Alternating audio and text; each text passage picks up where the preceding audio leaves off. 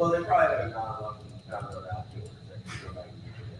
They can walk off. Wow, you just, you're gonna get But somebody back. that's fine. We can be wrong all you want. It's fine. I'm here. I know that the dingers aren't going to last forever, but while they're here, I'm going to enjoy it. I'm going to enjoy my games. I'm going to enjoy my game. Oh, yeah, but John, what was the part? Not dead. No, I wish fan base East represented. Virginia. I think Virginia cares about their baseball pretty good. I think they'll probably get here. Is Charlottesville spoiled? I Maybe. don't know. The bulk of the CWS crew will be Bulls. Yeah. I mean, it is. I mean, that's kind of not the dirty secret, but that's what, even a lot of the people that are wearing team colors aren't logos that just attach on. That's just kind of how it's always been. Jay, we need to talk to the folks from the Slump Buster baseball tournament that goes on about this time too. We eyeball deep at this baseball house. Is it Florida? I got it. Florida might not travel. I feel like Florida might not travel. Yeah, I don't know. I just get a vibe. And I'm going to travel there. I don't know about Florida and Kentucky. I don't know. You would think Kentucky would because it's their first time, but maybe they also don't look close. It's their first time. Yeah, like two whatever. Yeah, NC State will be here, probably not the biggest, but they'll be here. Texas A&M, Florida. Okay. What does it say? So I know Montgomery's a great player, but people got. I know the folks in College Station probably aren't here because they didn't know that they were getting Montgomery so long. So they had money ahead. Oh, yeah, for sure. So I think Andrew will be okay. Yeah, I think kind of like a psychological. I mean, another guy that's. I think it's more like a psychological issue than it is like the actual players issue. Those ones are hard to watch. Yeah. I looked at that and I was kind of scared. They were very fun. The show. Yeah. So, I asked them Twitter and I was following him a lot of the times I was. And I was like, I looked away and I can't say that. But then I looked at his Twitter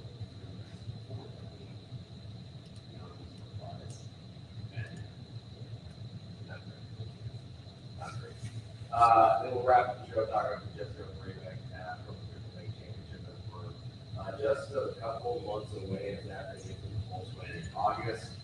We will have in wrap up the talking about the championship about that in the next couple months. You didn't watch this.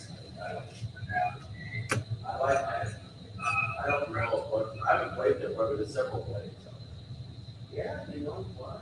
I think that it's a popular play. It's a nice facility over there. Before my buddy. Yeah. Yeah. So he got us. He's the keeper. Yeah. Man. They got him. Yeah. That's the way to go. There is some other interesting stuff going on as well. I know we've got a lot of guests to get to, so I want to make sure we get to some of the other stuff here in the first couple of segments. And one thing that we did get to really yesterday, mentioned it in passing, was, we were talking about quarterback improvement. We were talking about, the places that people get found, how guys can maybe game the system a little bit to get offers and things like that. But there's a guy that Nebraska seems to be looking at least, in Jalen Ramstad, who certainly did not get the system. He's, if he makes it to Nebraska, he certainly is going to do it the hard way. He's the NAIA Player of the Year for Northwestern. Not that Northwestern College in Orange City, Iowa. It's funny, you fish your measurables, you can drop around. I think he said 6'1", 180. Well, yeah. And he's roughly at 6 foot. Yeah, well, and that's kind of, well, first of all, I really don't get it. And that's just because I have a very soft spot in my heart for athletics. It's first of all, it's way better than people think. Like the level of competition there is dramatically better than people think. And secondly, those are some of the places where the D2, NAI, D3, and that's not to say that other guys don't love the sport, but you get zero influence there. If you're a Brian, if you're like making it one of those, or you're making it in like minor league baseball or wherever, you really love what you're doing. And I think that's kind of a perfect fit for what Nebraska needs out of this, maybe not needs, what we want out of an extra quarterback in this class. They kind of want a guy that, you know, I don't know what his career ambitions are, but, you know, obviously maybe he will be a coach someday. I think that's a fair guess based on kind of what we projected as that fourth spot to be. But I think it would be an incredible story. Not that you would just do it for the story, but I think it'd be an incredible story if Rams had ended up on the round roster. I think for all intents, once you make the walk back to weight room, so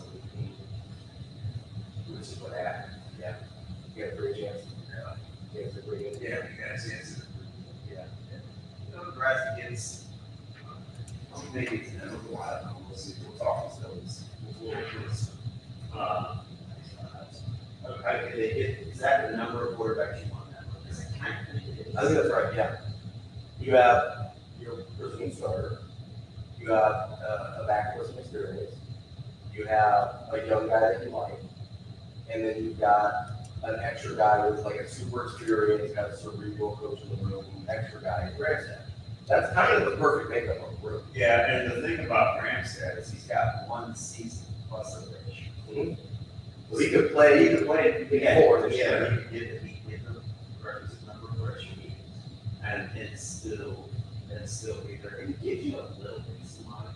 Because I don't really think that they care, but they don't care. Because if you watch how they go about coaching those quarterbacks, you don't really know who's the guy who is the, you know, In terms of the reps they get, just how they act, just how they coach, how they treat them. so Which is that's not always happening. no, but that is if You're gonna be good. good enough. Yeah. That's kind of how it goes. Yeah. And I think, I mean, that's how it's been at the starting at Georgia. well, I think why will be sorry about honestly. Because that's a certain level of security you would then give you because he is a legit big time. And he's an NFL ball. He's Quarterback. what he does. So he's not a guy that's like, I'm not the coordinator, I'm not gonna coach up the quarterback. Like, this is what he does. And there's a huge value in that. Oh, man. You know, the greatest about it, one of those people talk about enough is when your OC is not preoccupied with the time things work. And no disrespect to OCs, a lot of those guys do handle quarterbacks. They can be very, very timely. There's a lot going on. Yeah, a lot of moving parts. It really allows, it just brings up OCs. And you know, like that high school level, you know, for a guy, like, let's say those scores are always important. It doesn't always, we can score with other positions. Yeah, like one day he wants to take running back and running back coach. And he wants to go back and blow that. That he wants to go on. Start to do that because we have.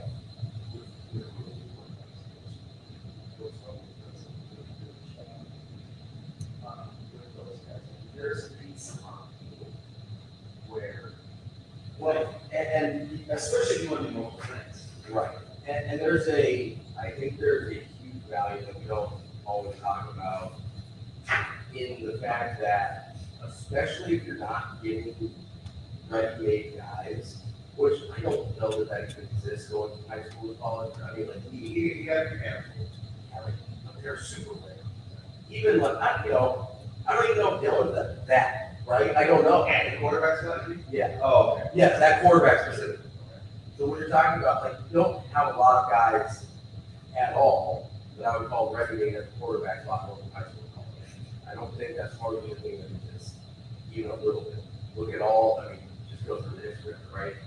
But that position is almost too big to have other responsibilities now because of how important the quarterback position has become, right? Like you used to be able to do it where, like you're throwing 20 times a game or less, 25 times a game or less, and you could maybe get away with not having someone who is dedicated to quarterbacks. But in this era where most teams are throwing 30, 35 or more times a game now, that's the majority of your offense.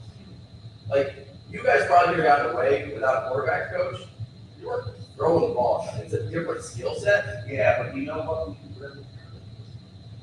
Because of the system and the ball handling that fair was what made Coach Gill more fair.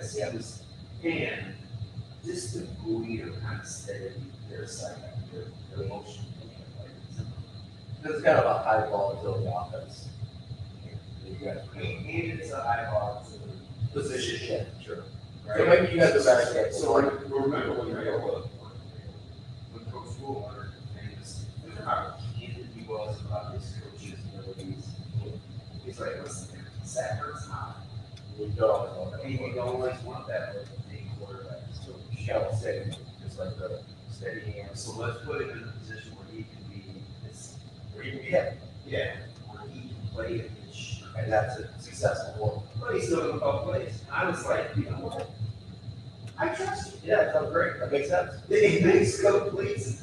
Because it's funny when he said that. I was like, man, that's pretty cool.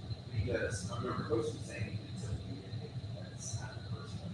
The guys hurt. Yeah. And the one thing I was very consistent. First time I was Saturday, 2 days a week. Was I saying? He made the sense he could.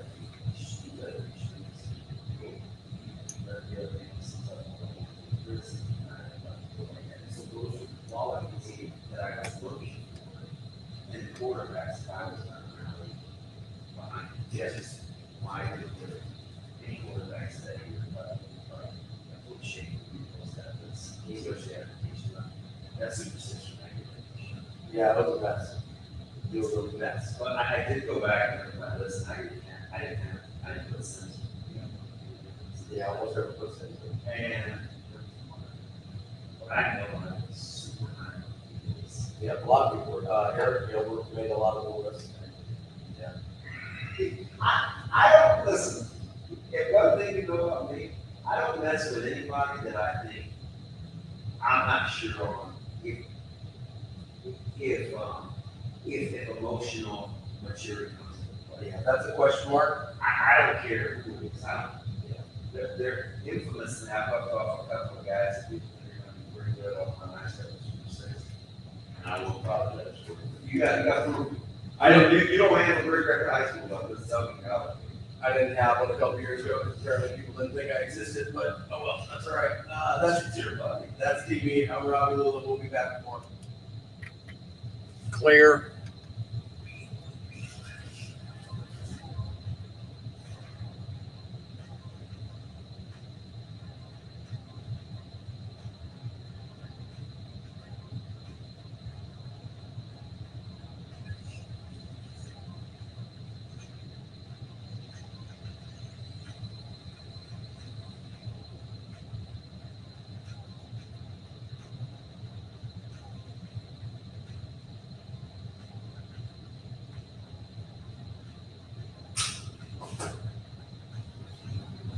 They're muted. It says they're muted.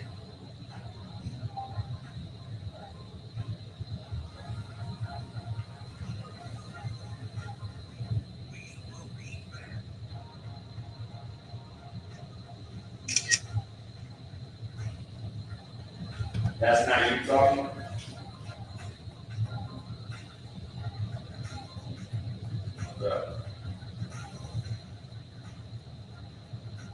I do.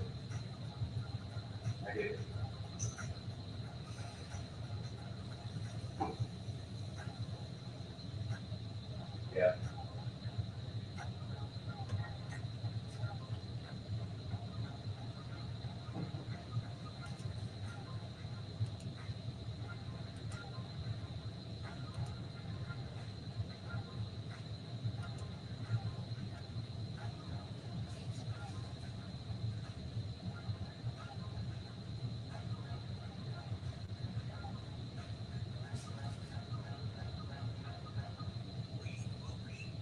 The mics might be hot right now. Just a word heads up on that.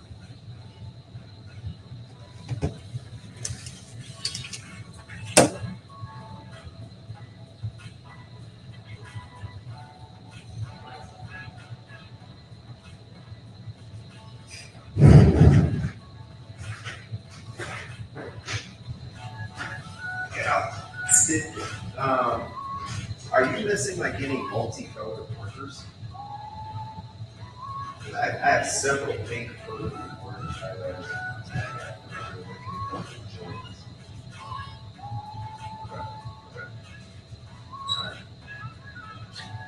What's he looking for? Me? I'm sure probably some kind of update that happened and like jack everything up. Maybe give more 5 minutes. Probably real fix it. Lights are hot. They might be. How would you know? Because she says she can hear background noise.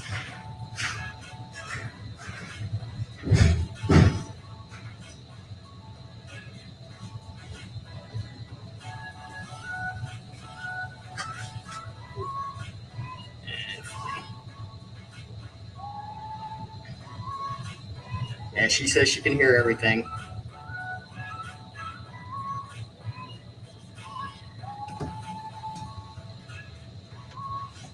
Also change mine is change mine in the background is still hot.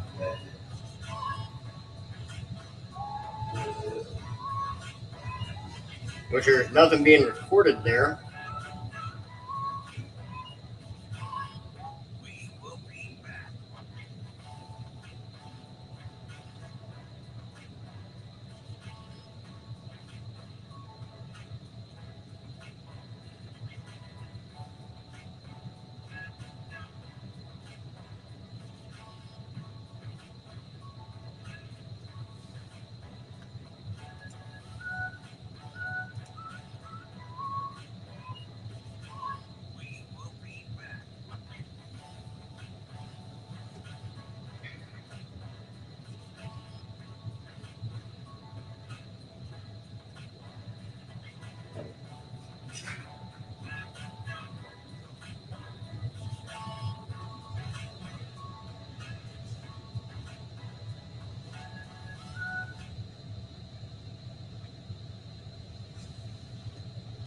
Okay, about 30.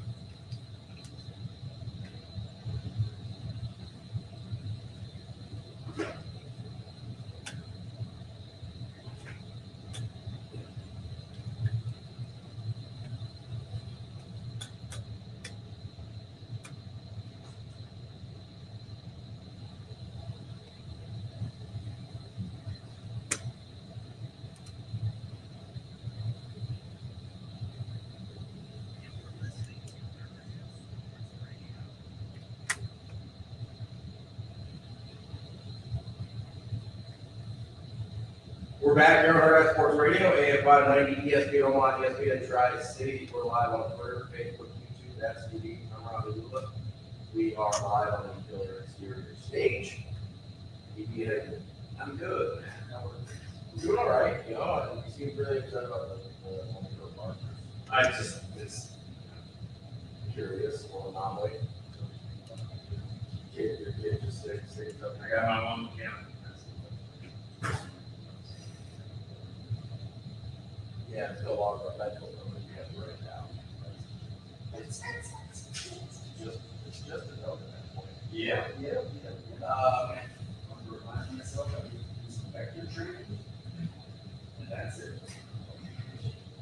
So vector, like airplane vector? No, like, Not understanding that. Yeah. All good. I'm good. Oh, they're great. They're fantastic. When they're not beating your brains in it. All I got was Caleb. Yeah, I ain't mine. Oh, I meant the Minion movies, the Despicable Me movies. They're great. I don't even watch cartoons. Why would I eat that?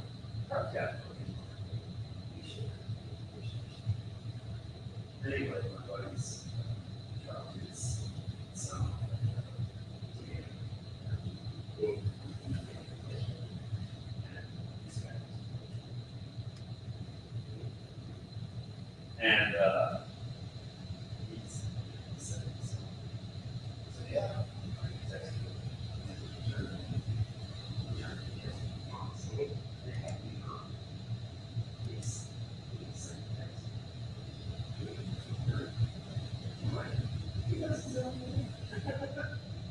But, you know, it's funny thing about it is, I'm not, Yeah. it's a very fine art.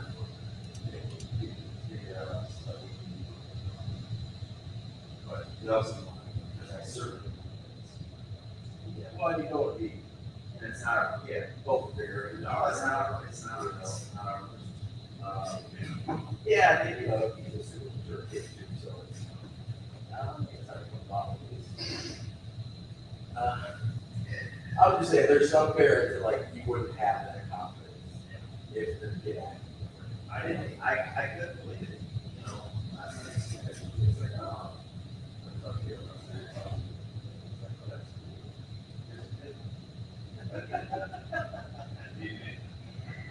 Yeah. So, That's all right. You gotta do what you gotta do. Get it, get it where you're good at, right? Which is fine, yeah. Forward. As if you can't tell by now, I'm totally cool with this whole philosophy. Yeah, secondary. Part of it is I feel a little obvious because I'm seeing they're you know, they're recruiting through ABPs and my thinking is that, and I'm not like that. It was hard because I kind of felt like I had to go through this situation. Well, then people are like, oh, they're not gonna spot me. yeah. Which, unfortunately, that was the Yankees thing. Yeah.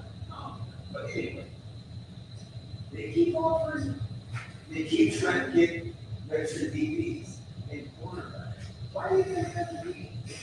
I thought we were good. Seems like they have some concerns about I thought we were good. Well, no, you didn't think we were good. I didn't think we were good. Just everybody else in the state until I'm like, everybody else in the state until we said it out loud said we were good. don't let the numbers. That's how it went down, right? It's like, Because we were doing our position previews, and we did the secondary, and we go options, not answers. They had options, not answers. I think that's the first group we said about. They got options, they don't have answers. Guess what the narrative became statewide after we had that conversation? now, in full honesty here, I think a lot of it is because of how. Right? There, yes. Yeah, he's pretty successful. He's one of the And he's gonna embrace that.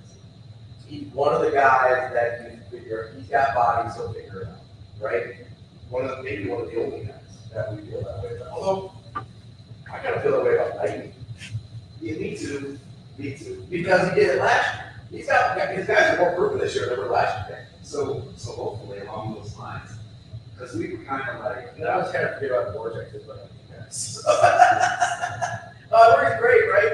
He's one of the guys that Rule brought up, right? When he was like, yeah, when either Garrett or Jackson. sometimes you get caught up in it. Yeah. So I never had, I was, whatever, taking it too much long. Yeah. We were supposed to be active. Man, I'm done. And it's just me and Coach Worship. We lost the whole rest of it. And Zoe was with me. I was like, Yeah.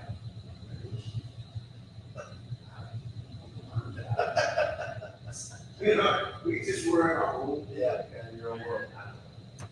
Like he's, you know, if I was being super selfish, Well, you know, it's very, Yeah. just imagine. No, I know. I've been not in that situation, but I've been in situations where you have the opportunity to influence something the way you want it to go. And it's really hard in that situation to give good advice instead of, Especially if you think so the only time like either low key interject is if I see a trainer. yeah, if you're like, hey, you're not thinking about this right. You know, where you're like, hey, like I'll trust your thought process if your thought process is sound. When you start getting squirrely on me, like then I'm gonna have to be like, hey, let's think about these things. I remember just the summer before the senior year, like I had to make 2 phone calls to school. I just said in the hotel room because we were playing each other basketball. Yeah. What I did, right? I didn't sleep like 3 days. Well, that's not. I'm sleeping. Yeah. You know, but that figured out things. And I didn't know if I saw a train, but I saw right on the train. Sure. Yeah. And anything else. And, you know, I have some stuff. It's all. It's just when you watch some of these things that go on with kids and going to school, you want to say something. Yeah. But it's like, it's not a place. Well, like I had a fantastic, I talked to Nebraska, he got into it, which is rare.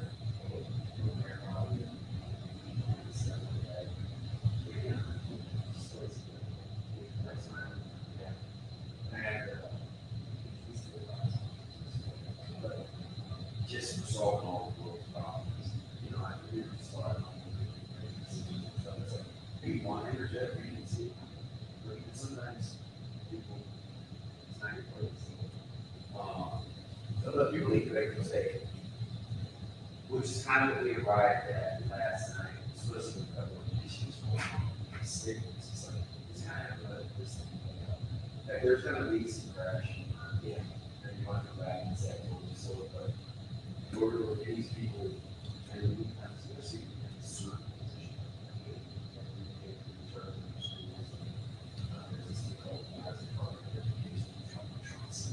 Or they, but you just kind of have to let it go. Well, and there's something to be said for the ancillary benefits, like down the line of letting it play out, right? Because, yeah, you obviously get, hopefully, they learn from the situation, they learn how to process things better, they learn how to make better decisions after they've actually learned that happens, right?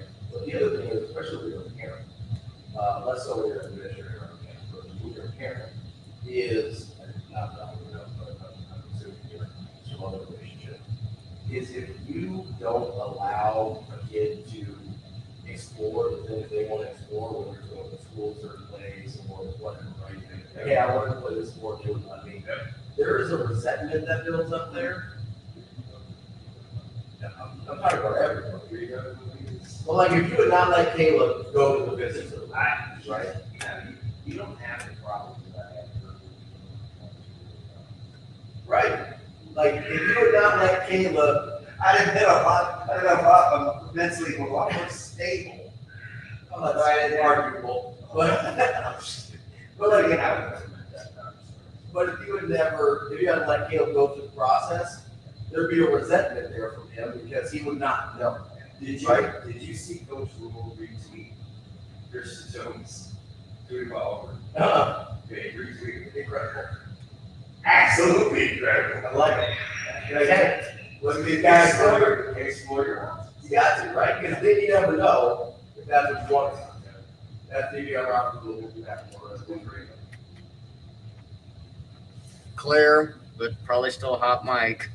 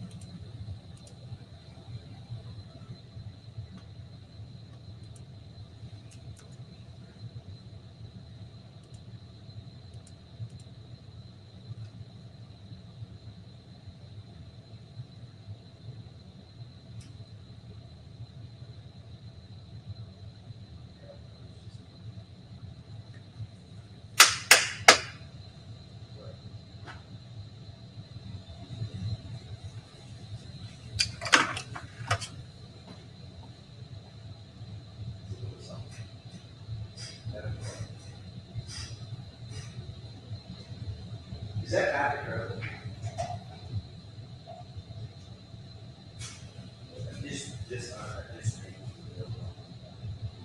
Just so what about you? That's tight end. That's the other tight end. That's I mean, you always look a little more, right? You can always go.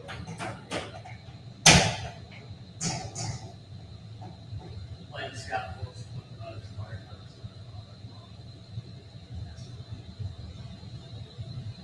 This sport may be low key worse than all of them.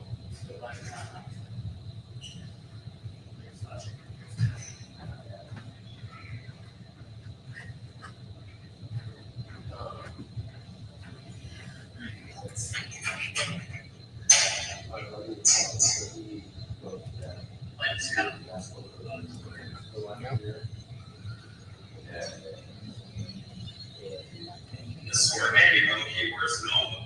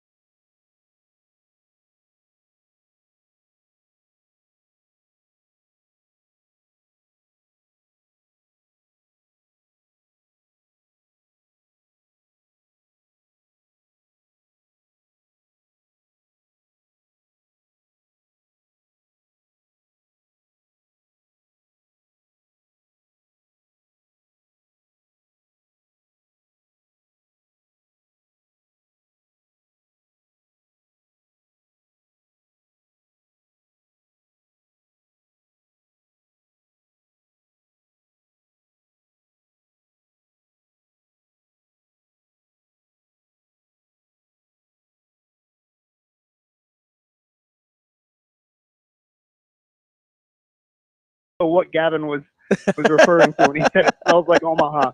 Maybe it was it smells like baseball. I don't know. There we go. Maybe got that fresh cut grass smell, right? Like you're right, getting. Now, full disclosure, this is weird in little old Omaha, Nebraska, but without question, probably the biggest North Carolina baseball fan here, even as a Nebraska alum. So I've seen it all, the great teams from 06, 07, 08, even 09.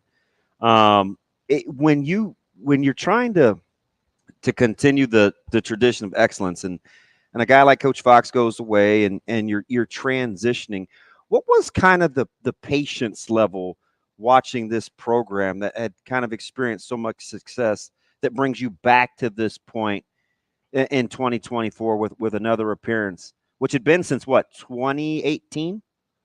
2018 was the last time we were there, but to be honest, I don't know that there was really no much need for patience because there were 2 other super regionals that we hosted between 18 and this year. So we were right on the cusp of it a couple of times, one of which was actually under Coach Forbes. So, I mean, listen, in 4 years of him taking over for Coach Fox, I think it makes it easier when you have a guy who's a 21-year assistant under that head coach to take over. It's just a continuation of what was going on, just his spin, but in 4 years, he's been to the postseason all 4, 2 super regionals. He's won a regular season ACC title, a tournament ACC title, and now we're in Omaha. And that's in 4 years. So there really wasn't any need for patience. He took over, and he just kept that train right on moving.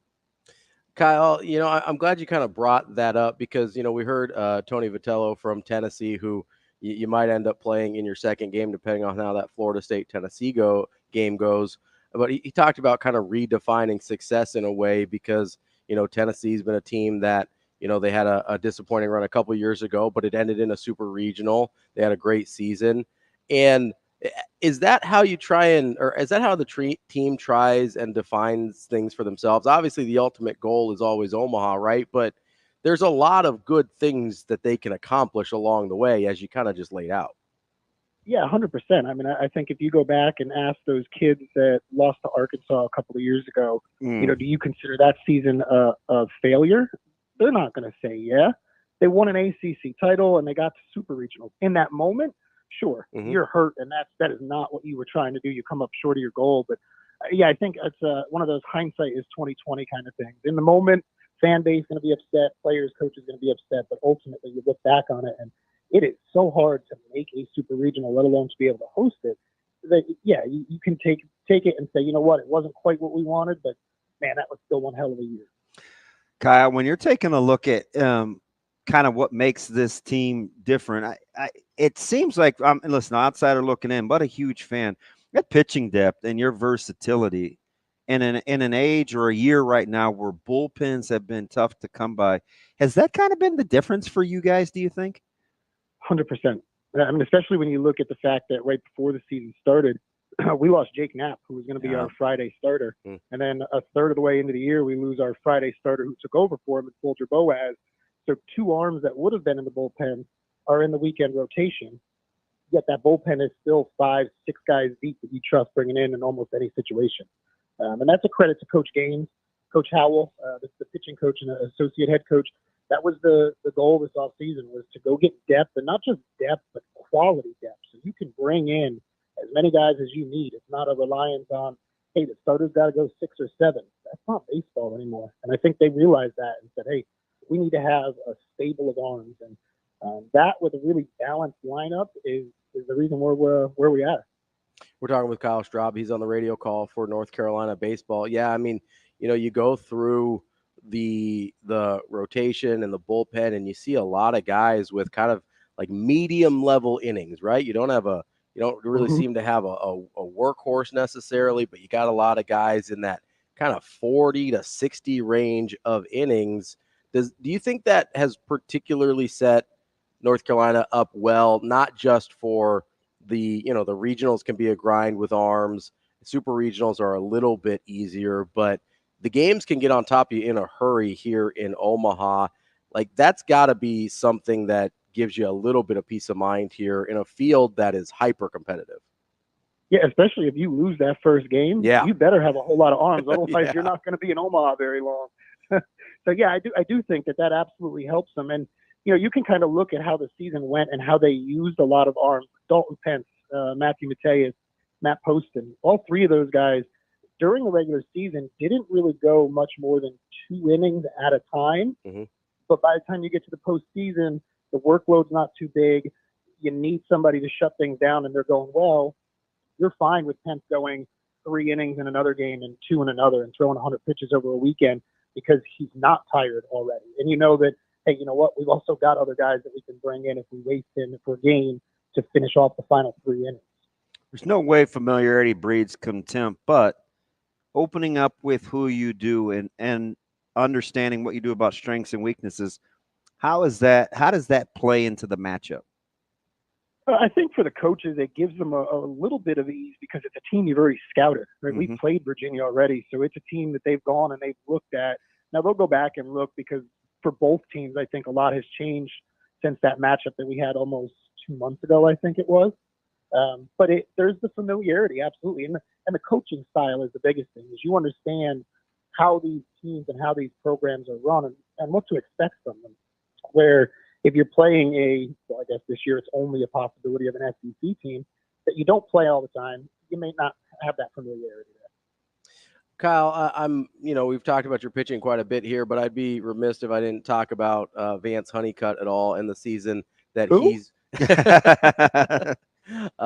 is a name that some people in Omaha, I'm sure, will be learning if they're not familiar with it already. He's kind of in this handful of group of super high-end players with, some power numbers that have started to pop back in college baseball over the last 2 or 3 years.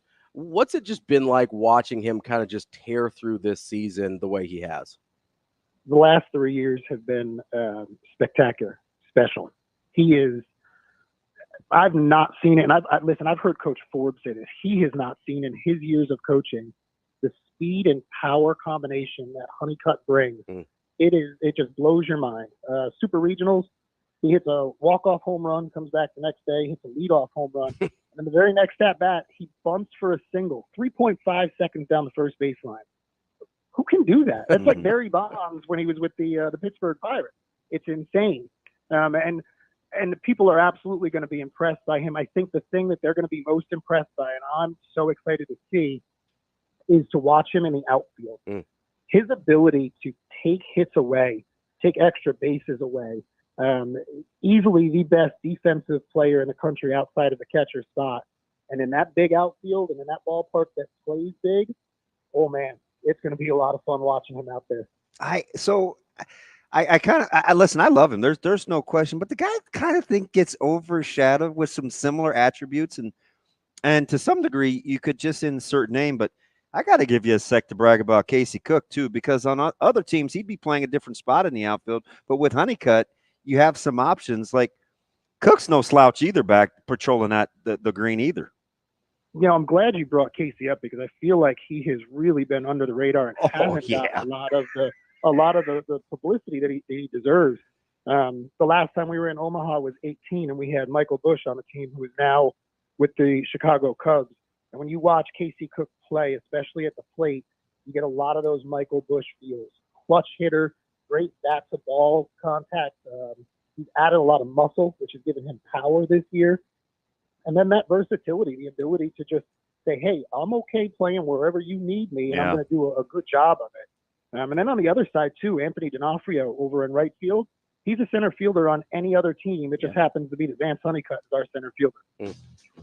That's Kyle Straub. He's on the radio call for North Carolina baseball. Thank you so much for joining us, Kyle. And we look forward to watching you guys play here in Omaha. I appreciate it, you guys, and hopefully we'll be there for about 2 weeks or so. Yeah, from your lips to God's ears. Best wishes. Take care, guys. Thank you. That's Kyle Straub. He's on the UNC radio baseball radio team. Good stuff there. Look at you just being a homer. It's all right. I'll get to be Casey Cook's a stud. That's kind of my dude. Well, we didn't even get to Parks Harbor, who's not bad either. We will we will get to me being a homer later when we talk to Tibbs from Florida State. But coming up next, we've got Brad Christopherson, Husker 24/7. We will be back.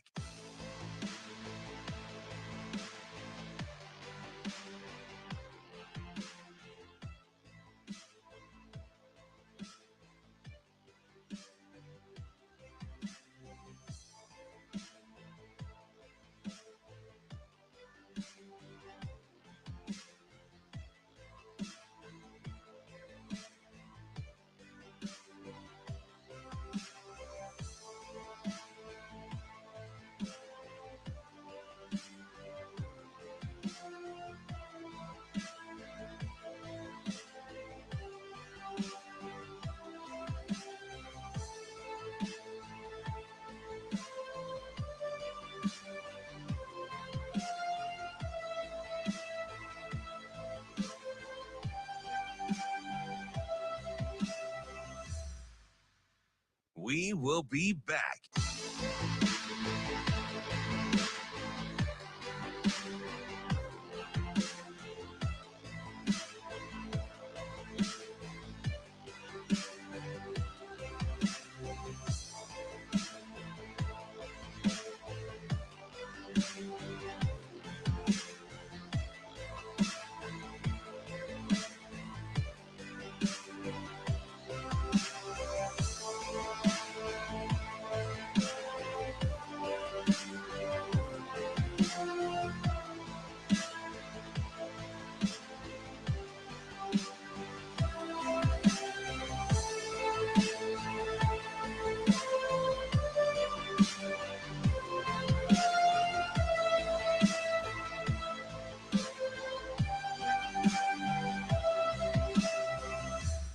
We will be back.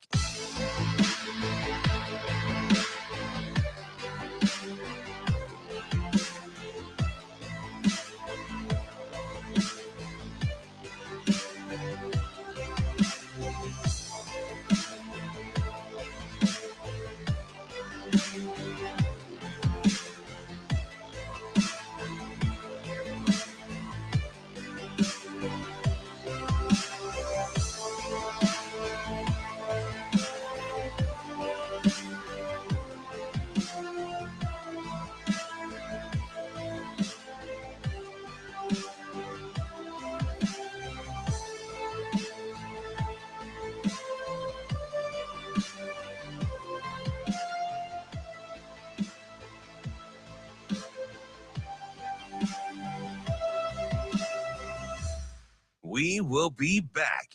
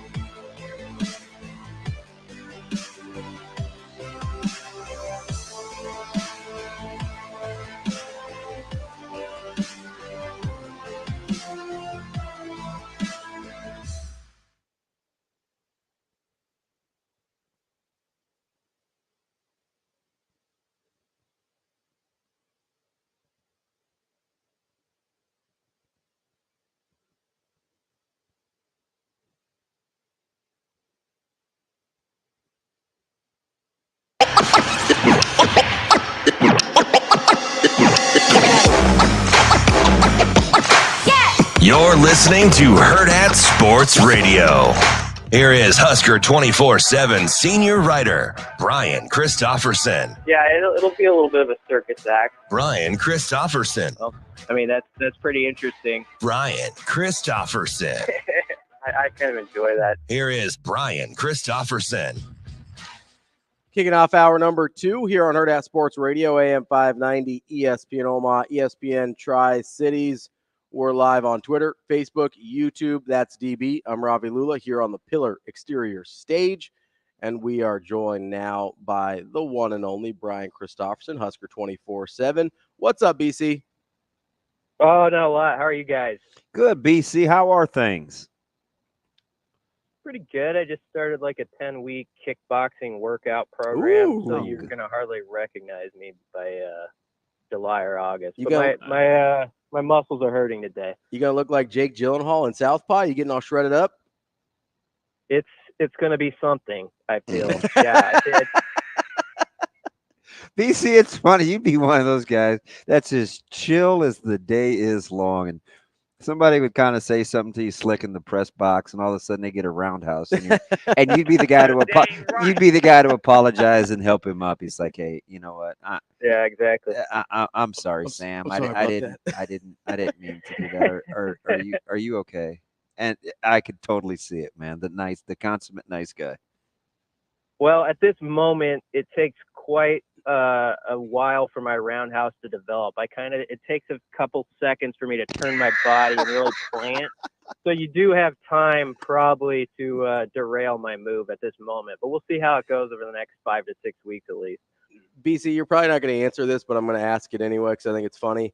If there was anybody in the press box that you would want a roundhouse kick, who would it be? You're right. You're right.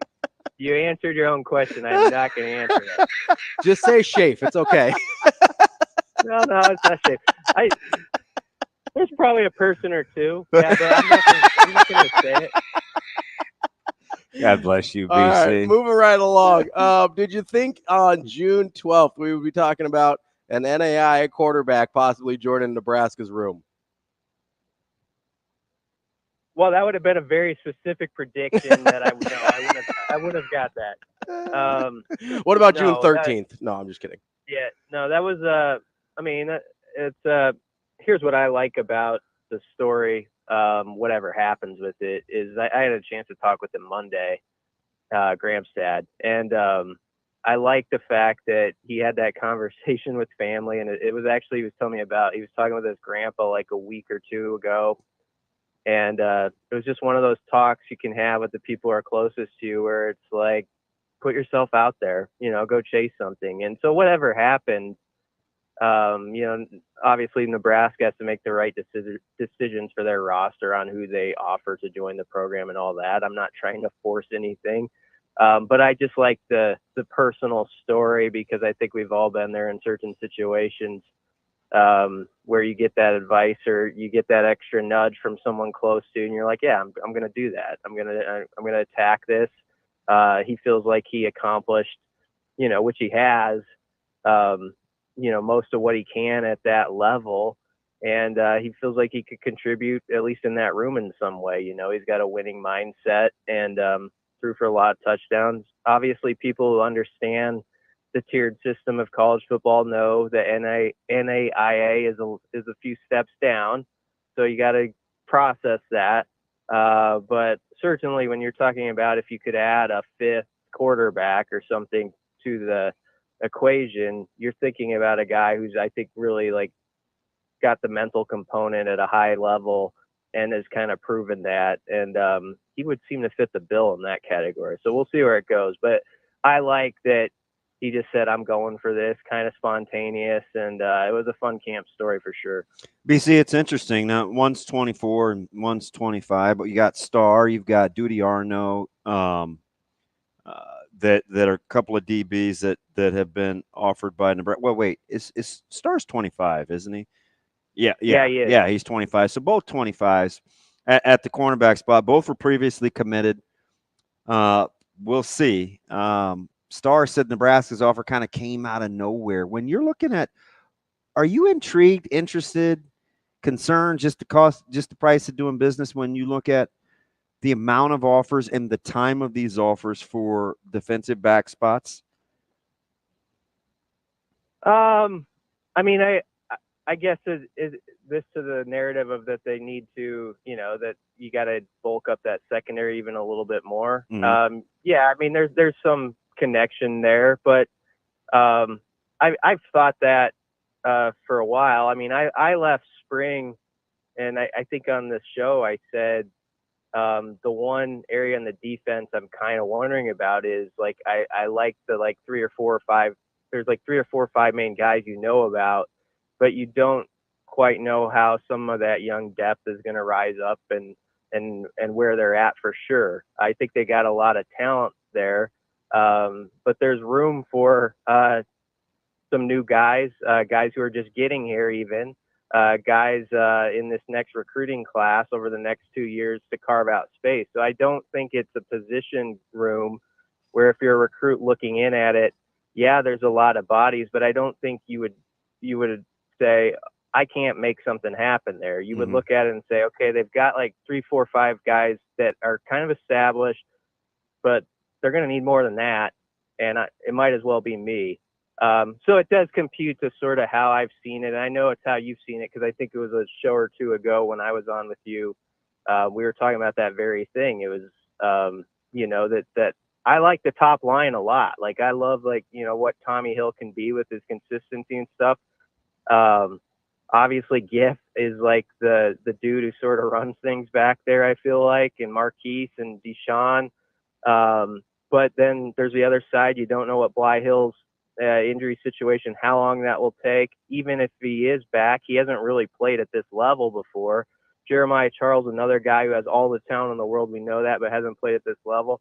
So it is very much a development position still in some spots where a recruit, I think, would look at it and say, yeah, that could be appealing to me. I could go in there and compete right away. So it did not surprise me. That was a long answer to get to that. How much are we kind of I'd say kind of at peace, just because it seems to be that's the way that Coop likes it. Highly competitive.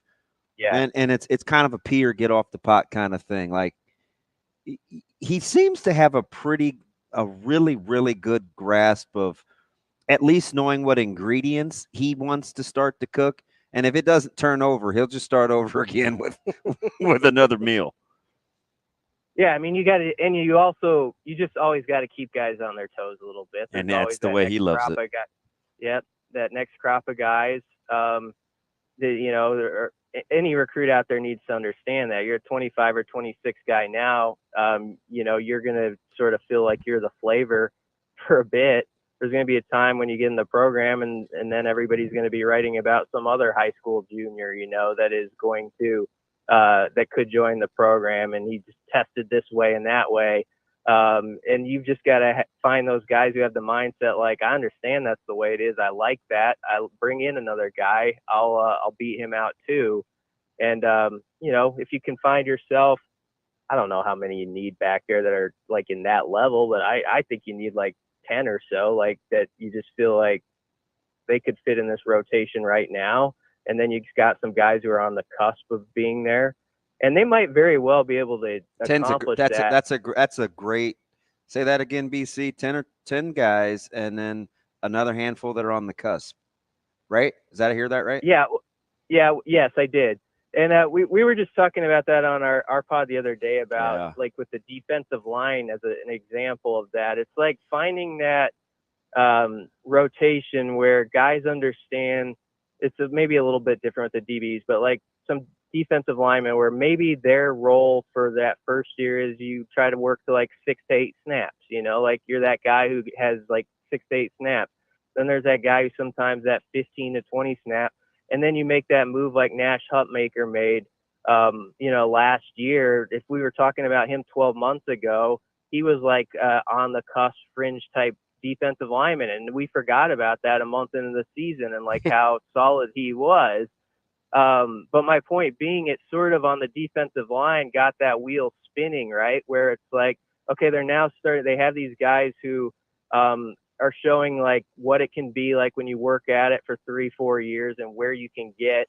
But you also need those guys who are developing in that first or second year where maybe it's not quite their time yet, but they're like on the 2 deep or on the edge of it, and they can see it. They can find a role here or there, and they can see where it's going to lead, and they trust in the coaching staff that if they keep going, they can be like this other guy in front of them who did the same thing they did. So yep. I think that's what you're trying to do in every room. You know what? 100% right, because whether you're Malachi Coleman or you're Lloyd or you're Doss or, a handful of weeks ago, I'd have said the same thing about Ethan Nation.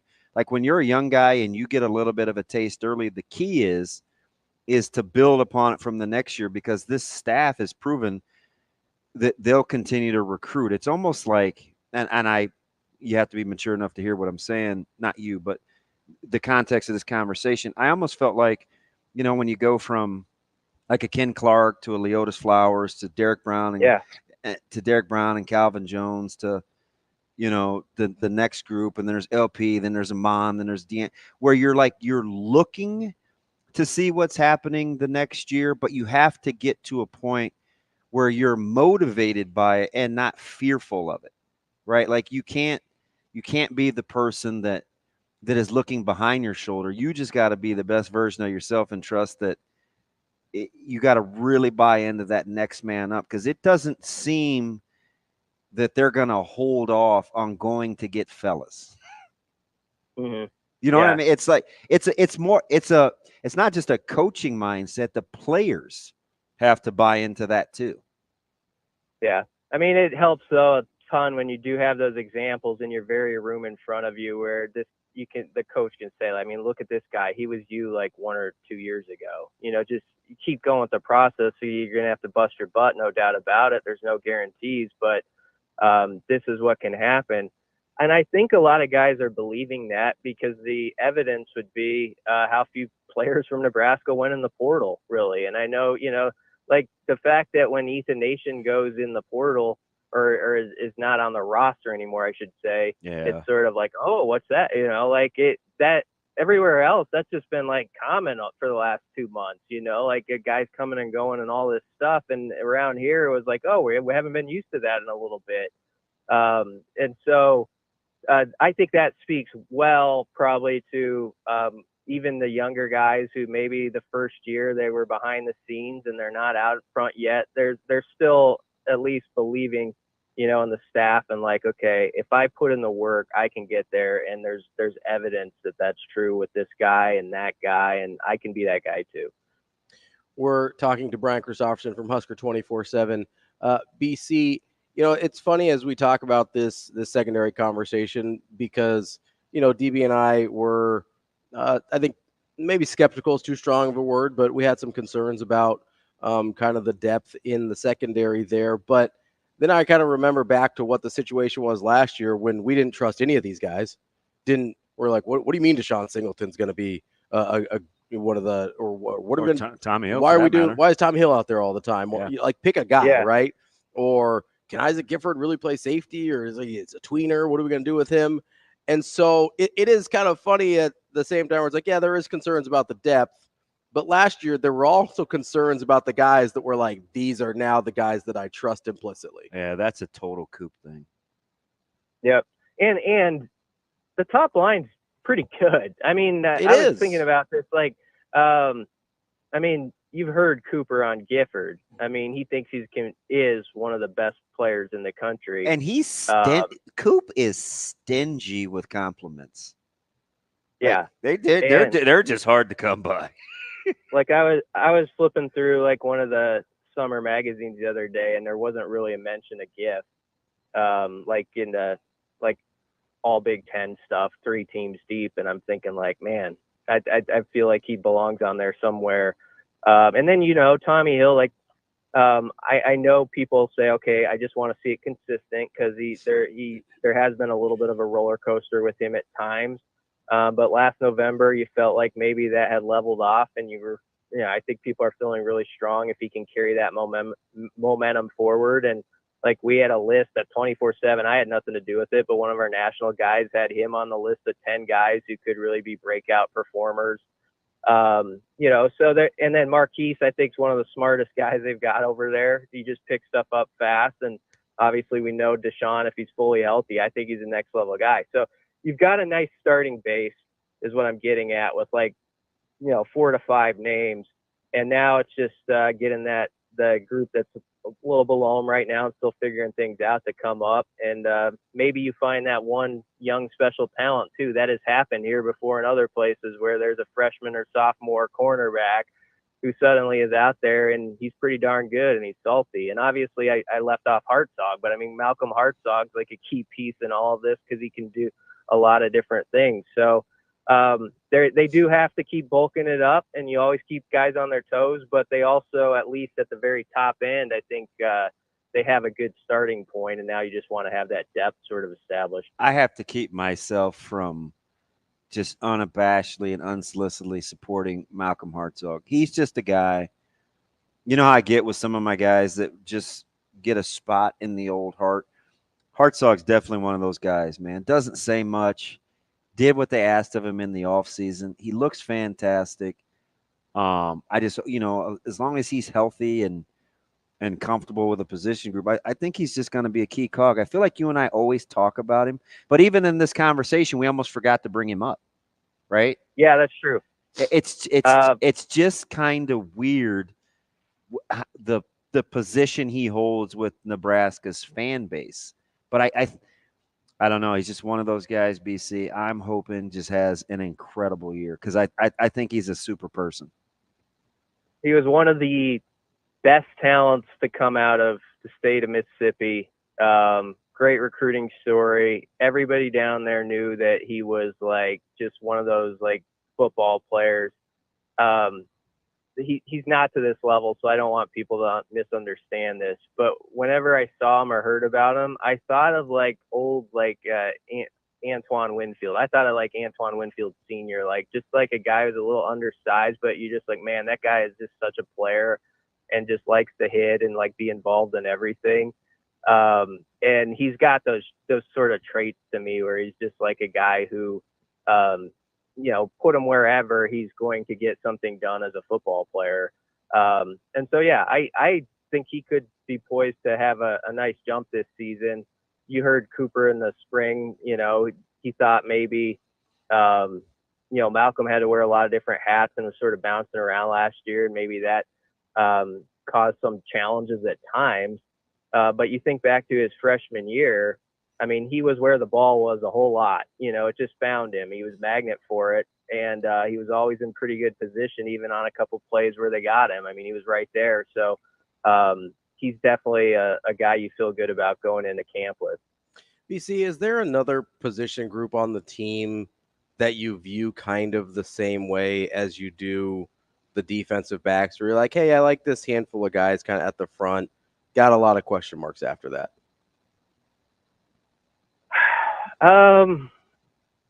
I would say, I mean, O-line is going to seem like a strange answer, but I guess it's because I feel like there's like 5 or 6 that I know all about. And then it's like, okay, I like the names sort of, and I hear the names a lot, but I don't know quite what's in that cupboard yet. And it could be really good. Like, I think it can be. But I look at O-line, again, I'll go back to the D-line. I thought O-line made progress last year. I think the step that they could really make this year is making me feel more like the D-line did last year, where I just like, I honestly, a year ago at this time, I was kind of skeptical about what the defensive line was going to be like, and that they would have the depth that I feel like they've started to develop there. I think the O-line is trending that way, but sort of like the DBs, it's a group where I feel pretty good about some of the guys on the top line. And now it's like, okay, I really want to see like even some of those guys who are on the top line, like Justin Evans, like I want to see what he does, like how he can, where he can take his game this fall. And then you've got some of those guys from the last recruiting class who maybe we start to see sprinkled into more game reps, you're like Sam Sledge type guys. So I'm curious, like if we do get more of a taste of some of those 7, 8, 9, 10 guys in that room and what that looks like at times this season. But I feel good about where Ryla's got him going. I just, it's just like, okay, give us a little more confirmation with the depth and stuff this year. And I think they can do it. Let's just see if they can. Can I make an argument for you on a group that I actually really like, but can I make an argument for the wide receivers? You've got Jamal Banks, who's got production at a different school. You've got Nair, who you're hoping bounces back from injury, but hasn't really produced in 2 years. You've got a couple of freshmen that produced some last year, but you're really hoping for a big jump. I mean, I really like that group and think it might end up being one of the best position groups on the team. But when you really dig into it, there's a lot of question marks there.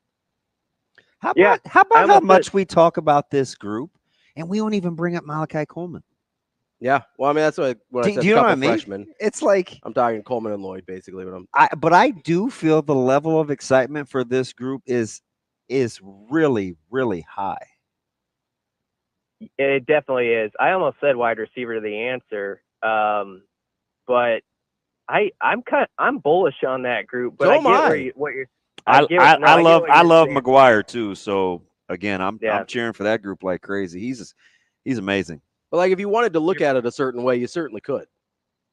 No, your point's well taken, Ravi. It's that it looks really good on paper, but then it's like, okay, I just want to see that step now from like I know like what Malachi Coleman can do in my head. Like I know that's there. Mm-hmm. Let's just see it. Let's see it from Jalen. Ja'Cory. I think we got a taste of that in the spring. I think some of the things that honestly that have influenced me to really like believing in that group too is some of the things not talked about as much. It's like when I see Bonner come out there with the ones at the start of the spring game, with Banks and Nair and you're throwing some short screen type stuff and you got Bonner out there like as one of your dudes blocking. And I just like sort of how they're stacked size wise too. I mean, they've got sort of all flavors, and they've got some guys like Malachi and Bonner who I think can be really physical on the perimeter as blockers. And we won't talk as much about that, but I think it's going to be just instrumental to getting that short, passing game sort of rolling. So that's sort of why I've kind of come around on that group. We've been there before with the receivers, though. I always say this: it's been it feels like an 8 to 10 year adventure of trying to find that room where you feel like, okay, they got like 8 or 9 guys you really believe in. So I'm hoping this is the year we're watching a game like in early November. The weather's not that good, and you're not looking at Nebraska's receiver crew and thinking they've only got like 2 or 3 options I really believe in here, because I feel like that's been the past. So hopefully the past is that's where it is. That's Brian Christopherson, Husker 24/7 BC. We appreciate your time as always. Great stuff. We'll talk to you next week. Yeah, thanks for having me, guys. Thanks, B. Reminder real quick here about the Team Jack Foundation. Make sure you get to teamjackfoundation.org to get involved. You can donate, you can volunteer, you can see what events are coming up. You can also see what projects are being funded by the Team Jack Foundation. You can get all the information you need there at teamjackfoundation.org. I don't know if you can get the information on what DB is doing over here right now, but losing my mind. We'll come back with Kevin Sjuts and see if we can figure it out. That's DB. I'm Ravi Lulla. This is Hurrdat Sports Radio.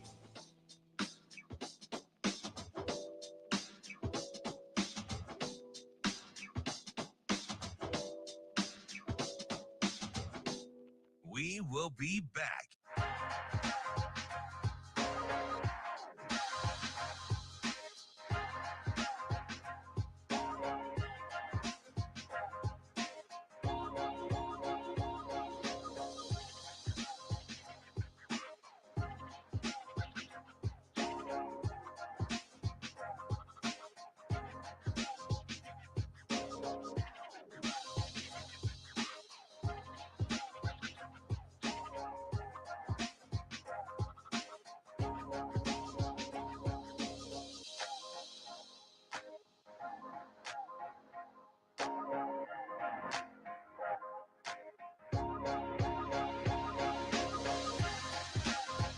We will be back.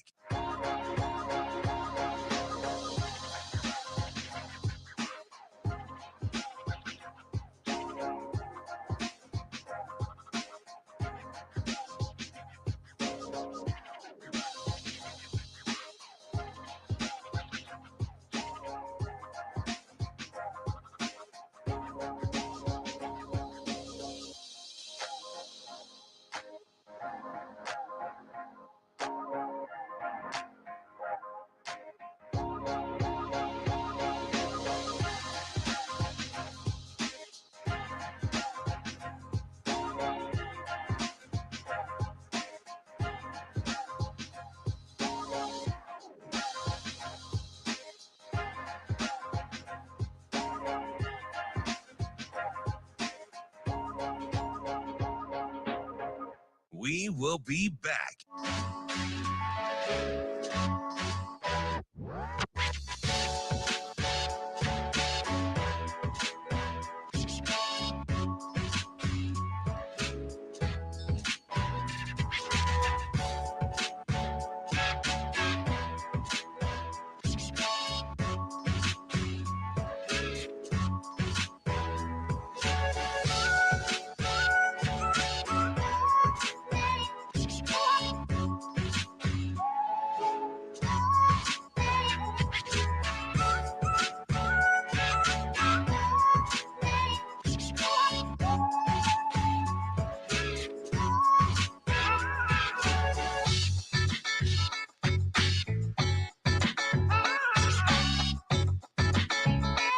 We will be back.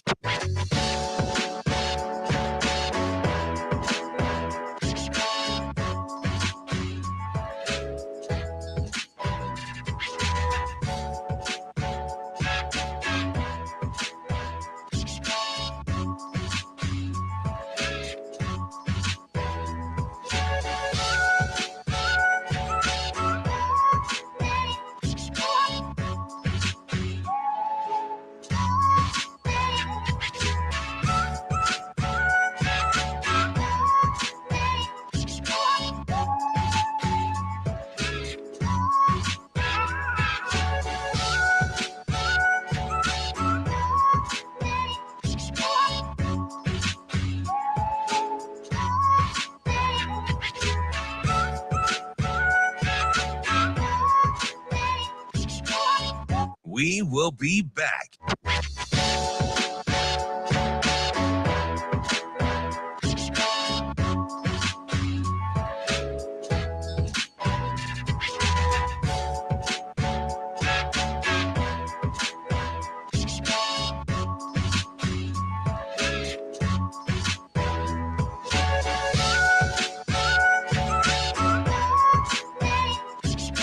We will be back.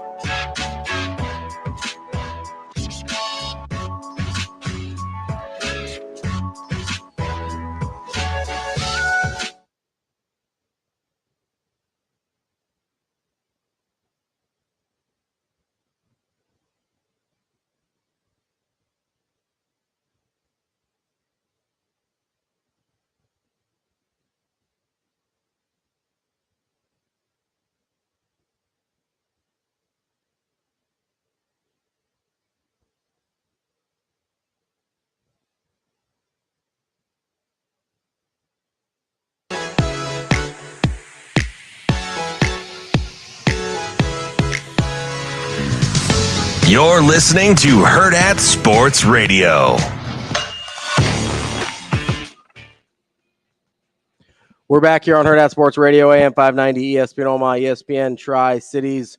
We're live on Twitter, Facebook, YouTube. That's DB. I'm Ravi Lulla here on the Pillar Exterior stage, and we're joined now by Kevin Sjuts from 1011 News in Lincoln. Kevin, what's going on, man? Not much. I'll be honest with you guys. I really wish I was on a flight to Baltimore right now. Can't wait for the Orioles Braves today. Oh, yeah, with fun. Schwelly and Povich. Yeah, it's going to be awesome. You didn't send you out there for that? Come on, man. I wish, the short notice, it's crazy, one, that those two teams are lining up, and those are the two pitchers that are going to be against each other, especially after just getting called up. But, no one really knew that was the scheduled matchup until everybody knew about it yesterday. But I would say probably Monday late afternoon is when those pitching matchups were set. So it's kind of, if you're looking at it from an MLB pitching rotation thing, it was kind of short notice. Yeah, it was interesting. This is Schwelly's third start already, and Povich's second. I felt like Povich was it wasn't some bad luck. I thought he maybe had earned better. He couldn't find the zone early, but I don't know, man.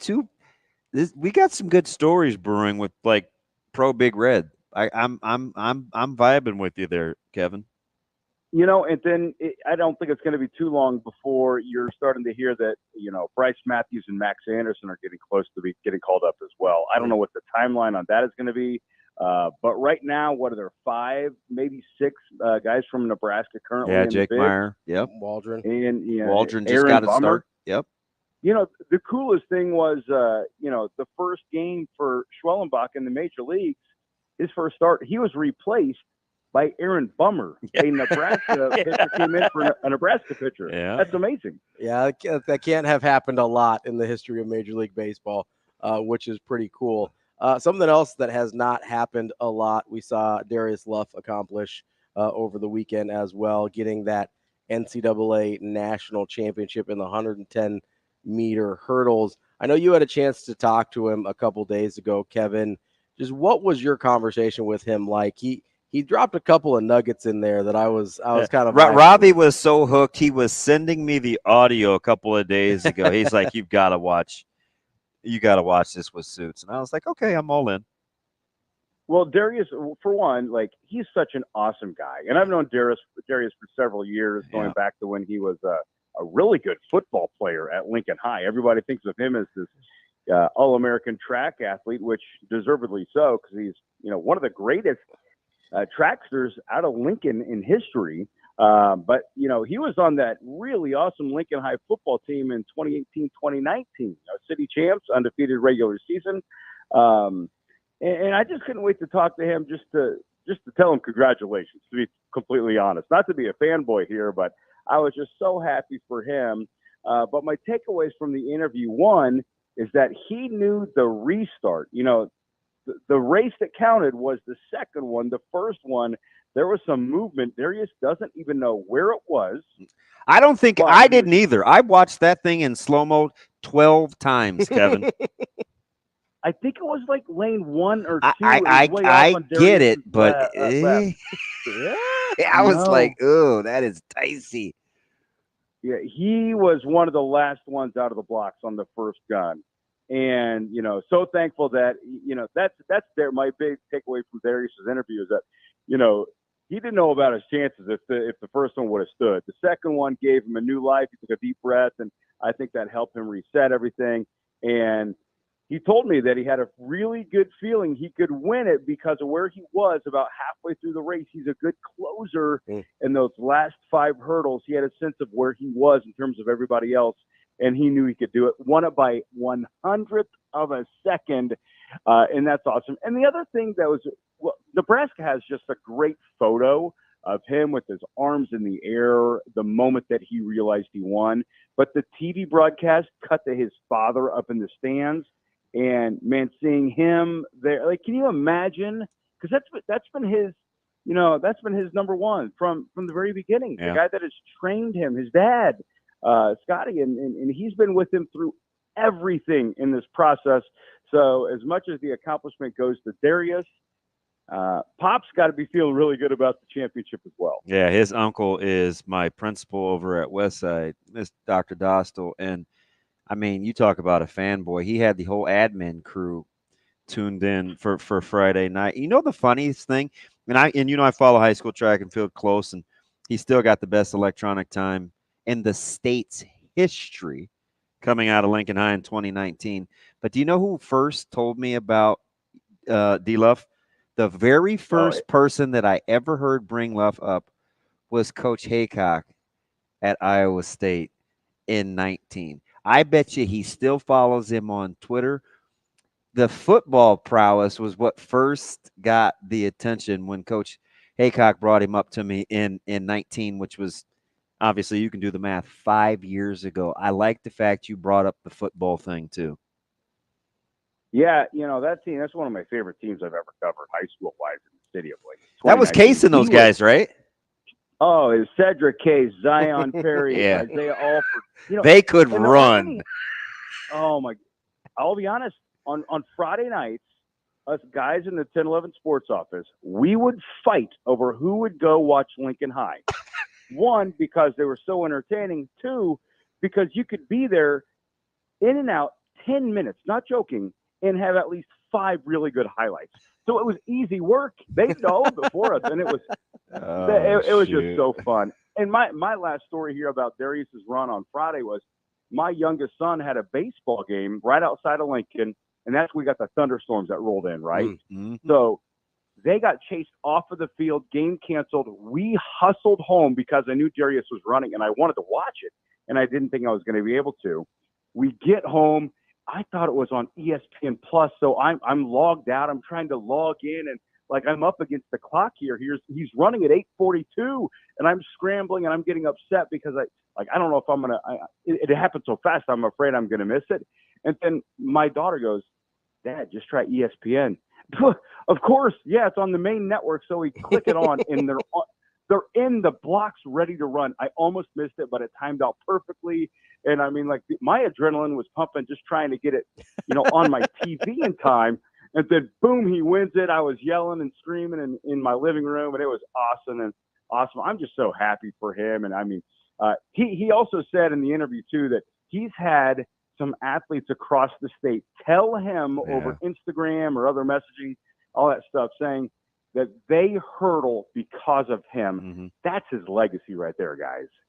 And he picked such a tough sport. I mean, you have to be so powerful and so fast. I like the fact you brought up his closing speed as a finisher, because you could just tell he's a strong runner. He doesn't look slight at all out there. No, you're right. I mean, if you walk by him on the street, you wouldn't think, man, that is a track star. Yeah, he looks like a regular guy, doesn't he?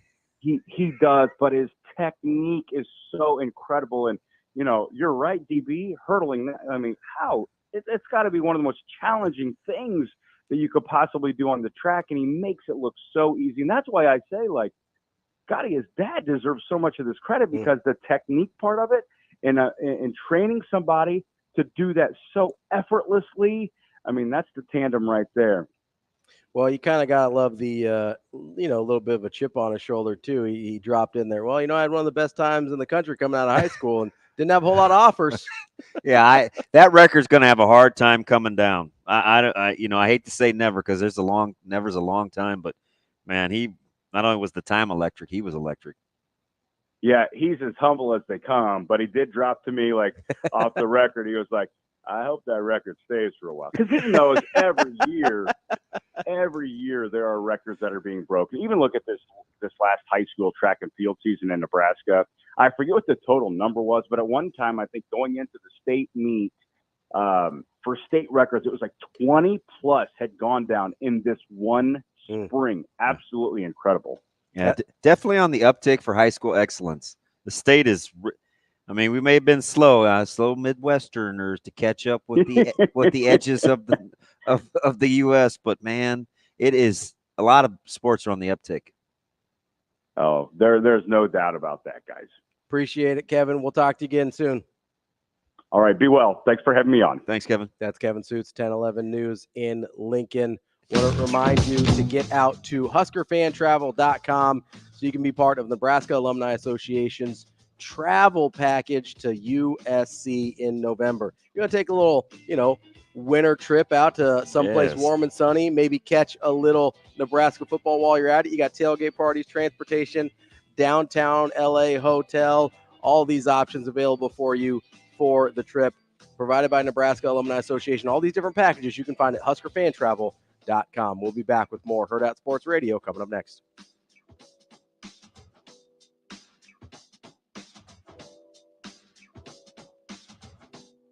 We will be back.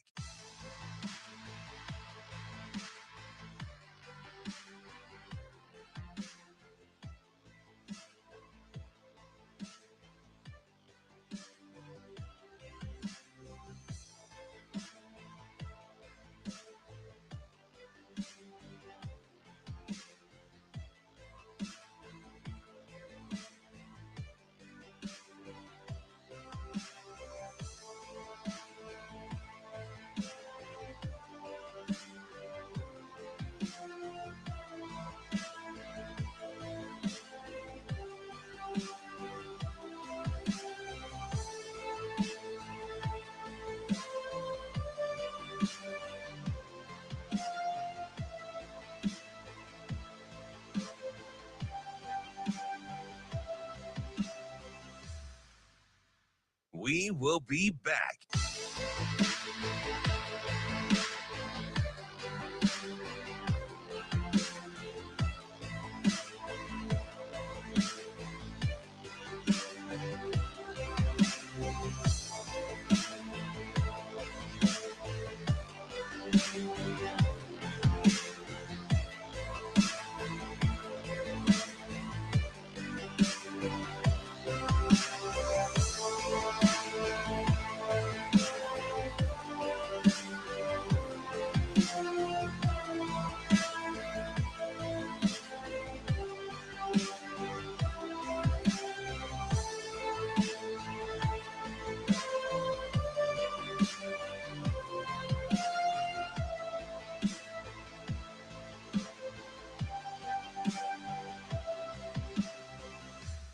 We will be back.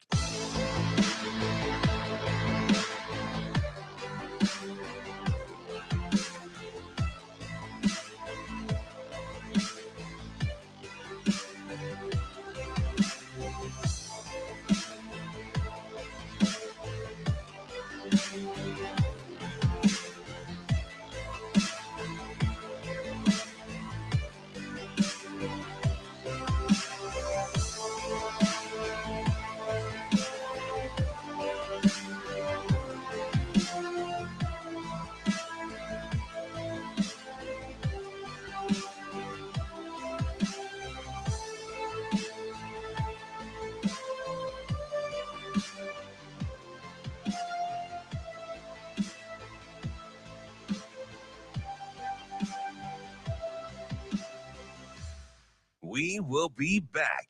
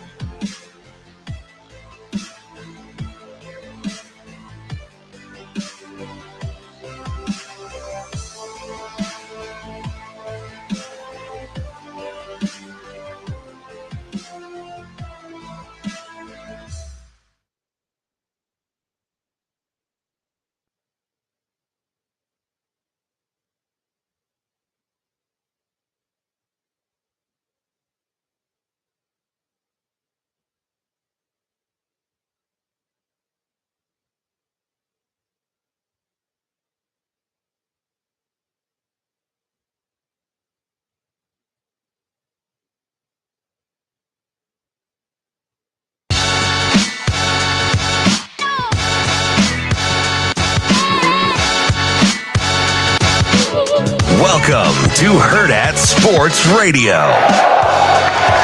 Here's the 3-1. That one is in the air. Deep center field. That ball is out of here. James Tibbs, a 2-run shot. He's tied it up. Fly ball. Deep right center field. Tibbs has his second of the ball game, and the Noles lead 4-2. That one is a no-doubter.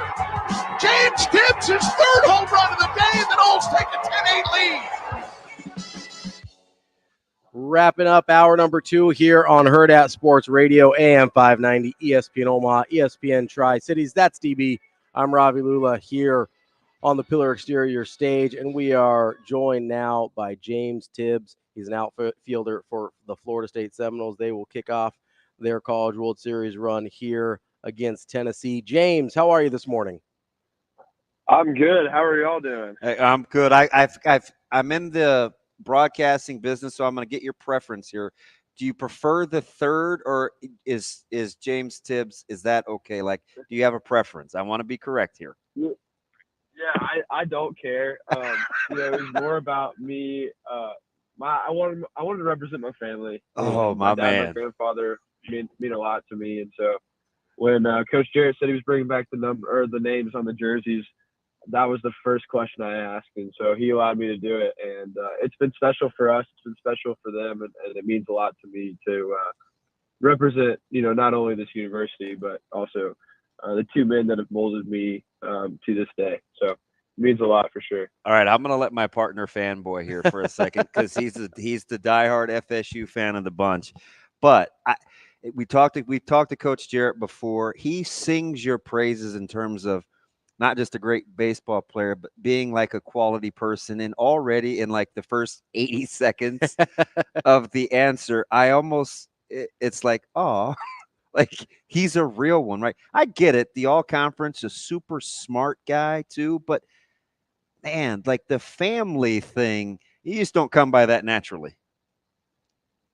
Yeah, I mean, family is everything. They are. I mean, I firmly believe that your foundation is what helps create who you are and who you're impacted by. And so, I grew up loving the Lord and B, loving my family, and that's a huge impact on my life. So I wouldn't be here where I wouldn't be where I am today if it wasn't for them for them sharing A, the Lord with me, but B, just how to be a human being. And I'm so thankful for that. I might have to change my allegiance. I was gonna say, I think you might have just converted DB to being a Florida State fan like me. You know, it's funny you talk about, you know, some of the things you love growing up. Randomly, I loved Florida State growing up. I grew up in Nebraska country, obviously Nebraska football fan, but I saw Florida State up here a ton at the College World Series when I was a kid and became a huge fan of the program. So it's super exciting for me to see you guys make your way back, especially considering there'd been a couple down years coming into this one. Kind of talk about that progression. I know you know, your third year in the program, going from where you guys were to having a pretty disappointing year last year where people thought you were maybe going to be in this spot last year to a year 2 under Coach Jarrett. All of a sudden things are popping. Yeah, well, I think it's a testament to Coach and our staff and their ability just to stick with their guns and go get the guys that they felt like were necessary to help us compete. You know, I'm a little biased, but I think Florida State being good at baseball is good for college baseball. Amen, brother. 100%.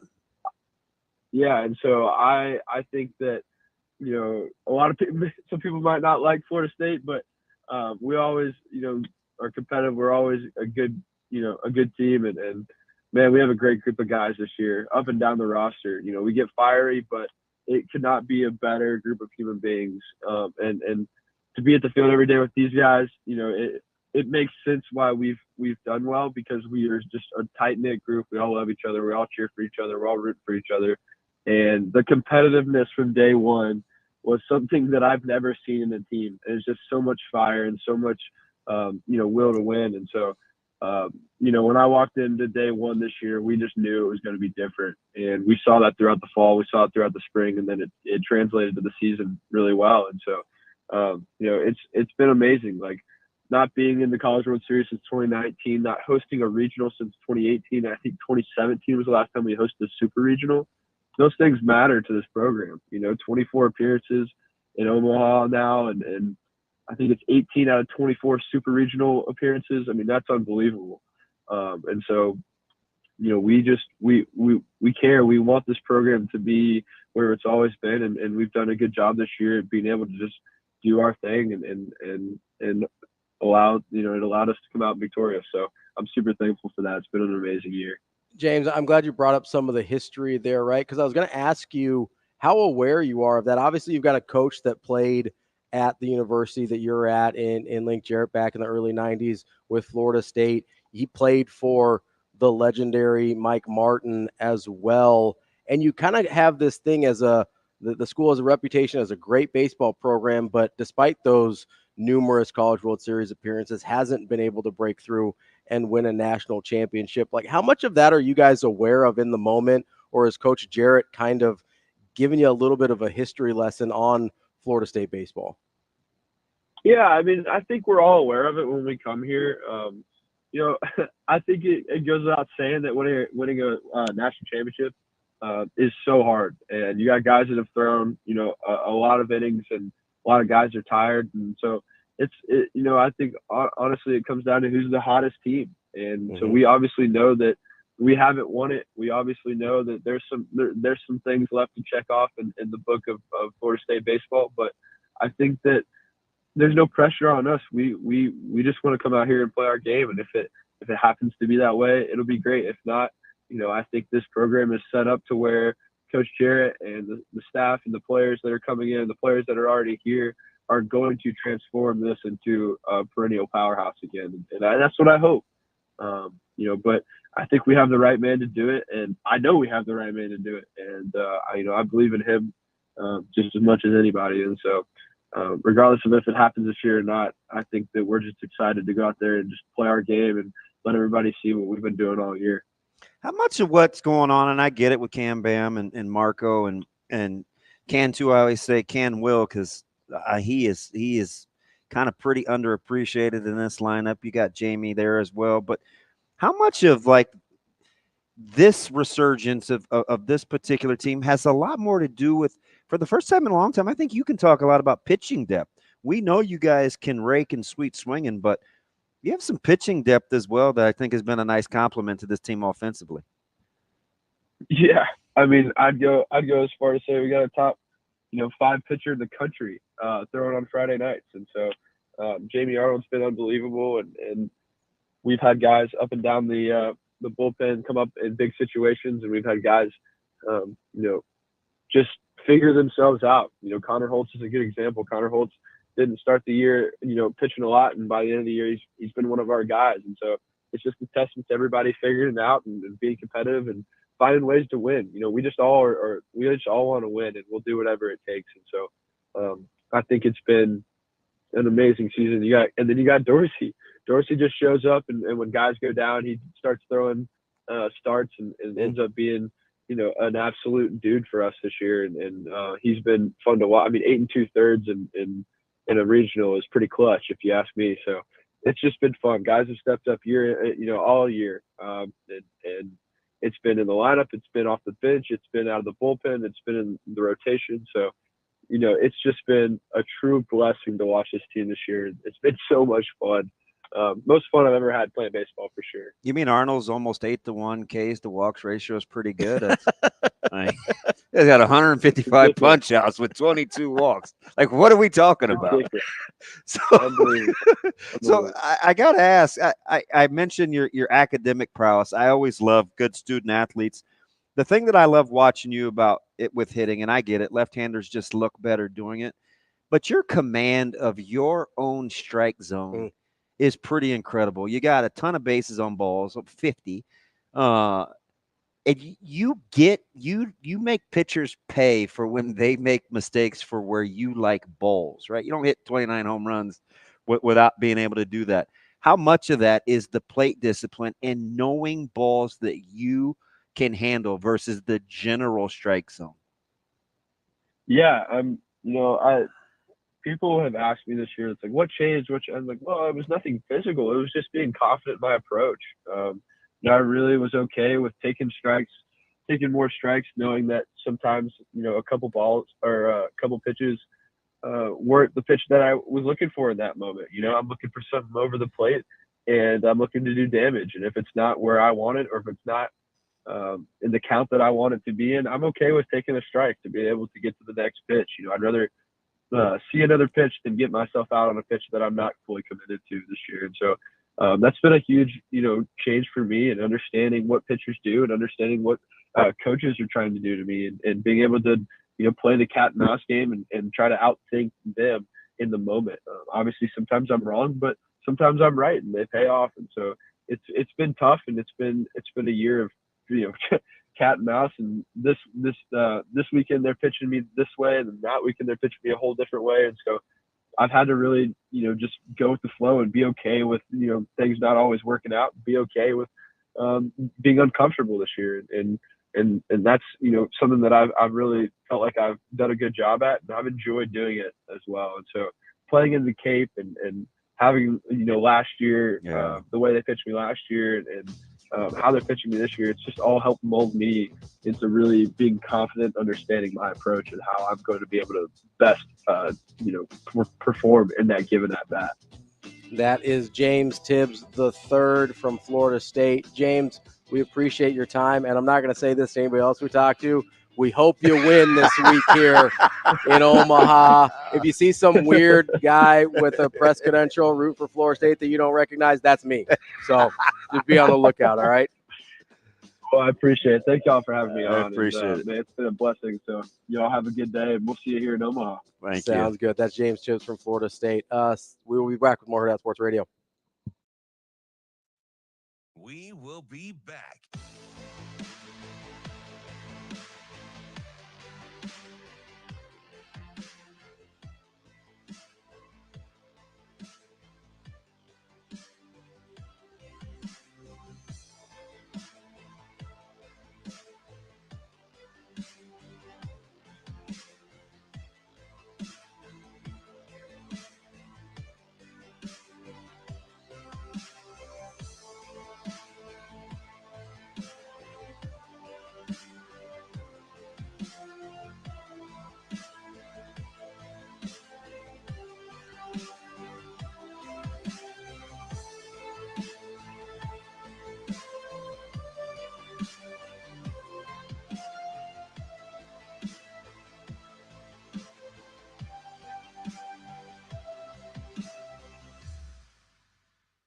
We will be back.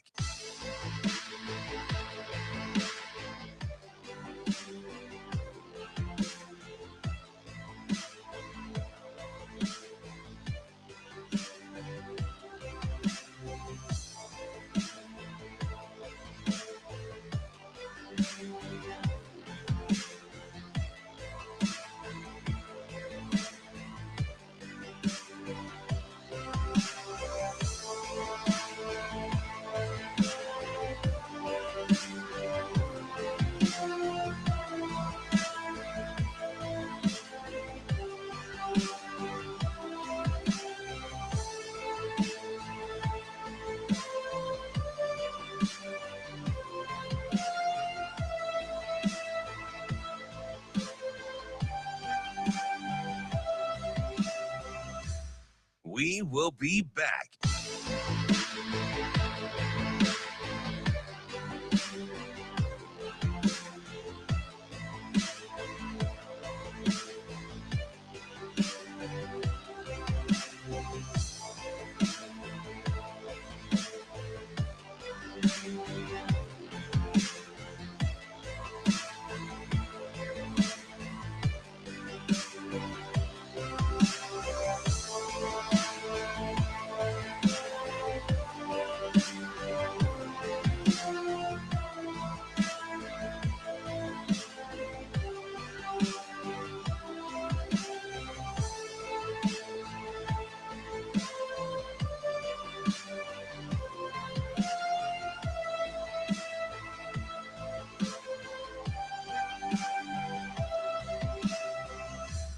We will be back.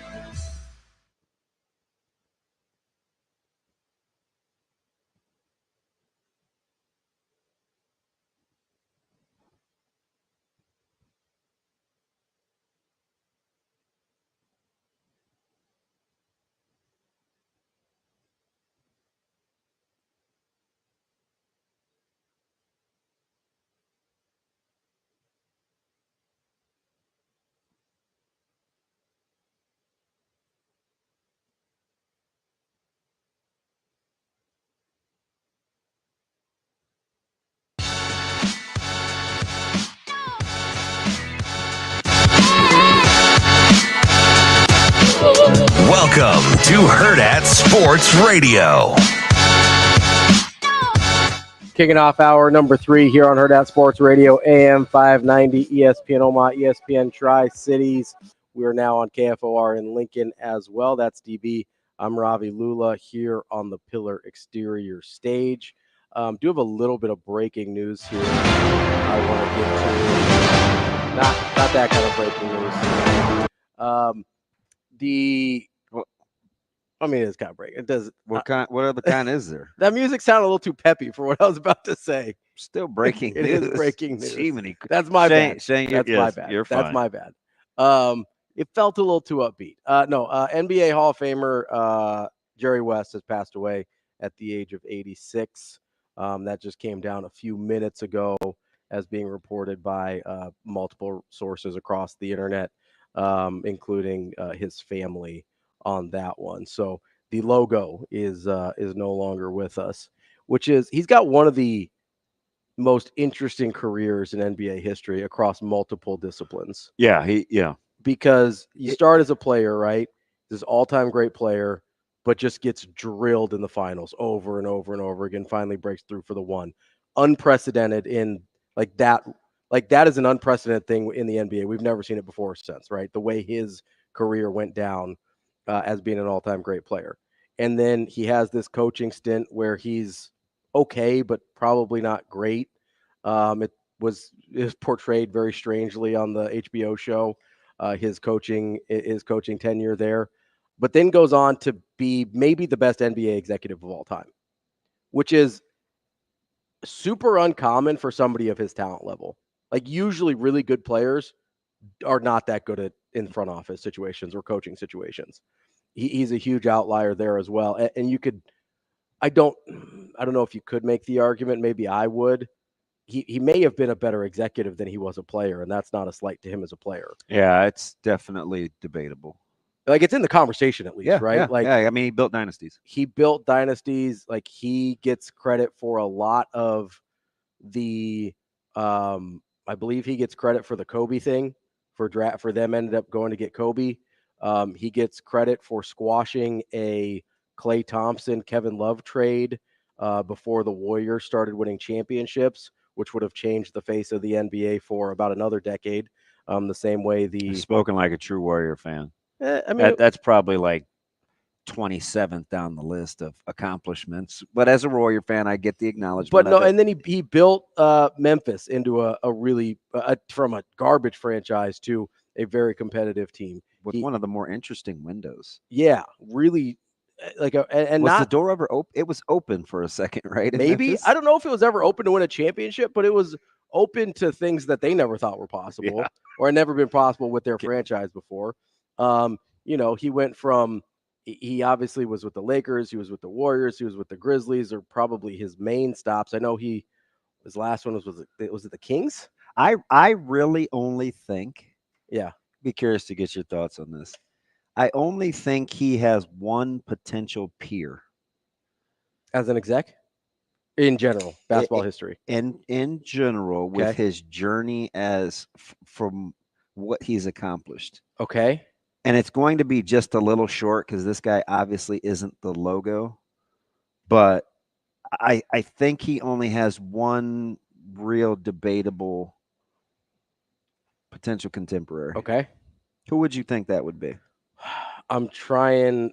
So let me just tell you, as a player, yeah, he's won an NBA championship. He's a first team All-American. He's SEC Player of the Year. Mm-hmm. He has multiple championships as a head coach. He's been Exec of the Year. That's about as close as you're going to get without being the logo. Mm-hmm. Who do you think I'm talking about? Again, NBA champion. Okay. A multi-time All-America. A conference player of the year. He has his number retired in college. A multiple championship winning coach. Head coach? Yes. Okay. A multiple championship winning executive. A two-time exec of the year. Along those lines. Who am I talking about? God, that's an incredible resume, and I'm not coming up with it. My man, I got two right off the bat that nailed it. Who is it? Pat Riley. Oh, duh. Another Laker guy. That's about the only and his playing, because where most people fall short, is the playing, and that's where Riley falls short. I mean, Riley was pretty good. But he was better in college than he was in the NBA. Yeah, his college legacy is still. They both have one championship. I get that. And I'm again not in the discussion. Yes, you could make an argument for. I mean, Riley outpaces West as a head coach. By a fair amount. They're probably in the neighborhood executive wise, but I give West the edge because he did it at multiple stops. Yeah. He's kind of got the rule thing there where he's like, hey, I'm going to go here and fix it. I'm going to go here and fix it. I'm going to go here and fix it. So I probably give him the edge there, but not by a ton because Riley did it over multiple eras. You could make the case that Riley changed the Lakers' trajectory in terms of winning championships. Oh, 100%. So 100%. Is there a current exec or coach that is kind of on their way to being that way? No. I mean, so it's weird now because even the good ones that were player coaches, execs like Ainge and Yeah. Brad Stevens. Not even close. That's not even close. For players, especially like for Ainge, the player, not even close. The coaching is okay for Ainge, but What do you think Jacob would say about James Jones? Loves him. Big fan.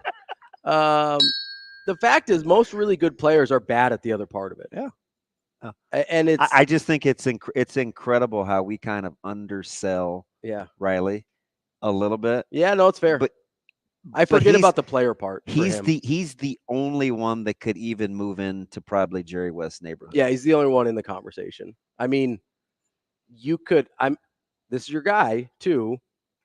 He wasn't this as a player, Phil Jackson, but Phil Jackson has 2 championships as a player. Yeah, but he still has the New York stench on him as an exec. Does. Yeah, he does, because he never got the exec part right. Yeah, he was better than either of them as a coach by a far margin. It's just very, and no pun intended. Could you believe the air was on ABC last night? No pun intended with the rarefied air, but there are only a couple of guys with. I love that movie, by the way. With West kind of accolades. Yeah, 100%. West is kind of in a class by himself as a basketball career, just lengthwise, right? And I mean, just over the course of his entire lifetime. And it's honestly, people forget Charlotte had the rights. Yep. To Kay Bizzle. What they get for him? Vlade Divac. You think they want that one back? Yeah. Yeah, maybe. But speaking of Kobe, there was. I honestly, and maybe I'm being dramatic here, but I remember thinking in the moment, I was afraid that Kobe's death was going to kill Jerry West. I know. Like when you saw him at the funeral and you saw him on TV. There was a definite especially the more strange that Kobe got from his mom and dad. Yeah, Jerry West was the guy. Was kind of his adult mentor figure in his life. Was the guy. And, obviously you've got. And who Kobe kind of gave a lot of credit to, not changing his character so much as reassessing what it was important, what's important, what should be important to him in life. Yeah, and that was I honestly thought we might lose Jerry West not long after Kobe because of how hard he seemed to take that. And it's not, he was in his 80s then already. Like it's not like he was super young, but just an incredible figure, not just in basketball, but in kind of sports.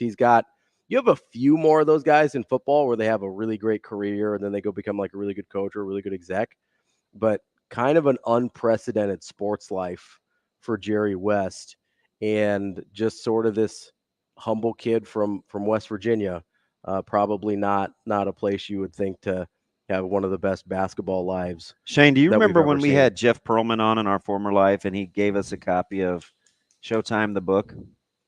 I let Michigan Lance borrow it once, and never got it back. No, I got it back. Big, thick. It looked kind of like the Bible, but I mean, it was a fantastic book. Which is why I never really loved the show. The show, yeah. Yes, indeed. But it shaped a lot of my opinions. It's why I feel the way I do about like Norm Nixon. Why I like Jamal Wilkes. Why, and we had him on before too. But I mean, that was the second franchise that I liked in my lifetime. It's well documented, right? Steelers, then the Lakers, then the Dodgers, then Nebraska in order. So it's like, now, if for debate's sake, Carolina and Nebraska happened about the same time, 80, 81. But it was just like the Lakers were the thing. So I just remember the Sports Illustrated with Magic. Yeah.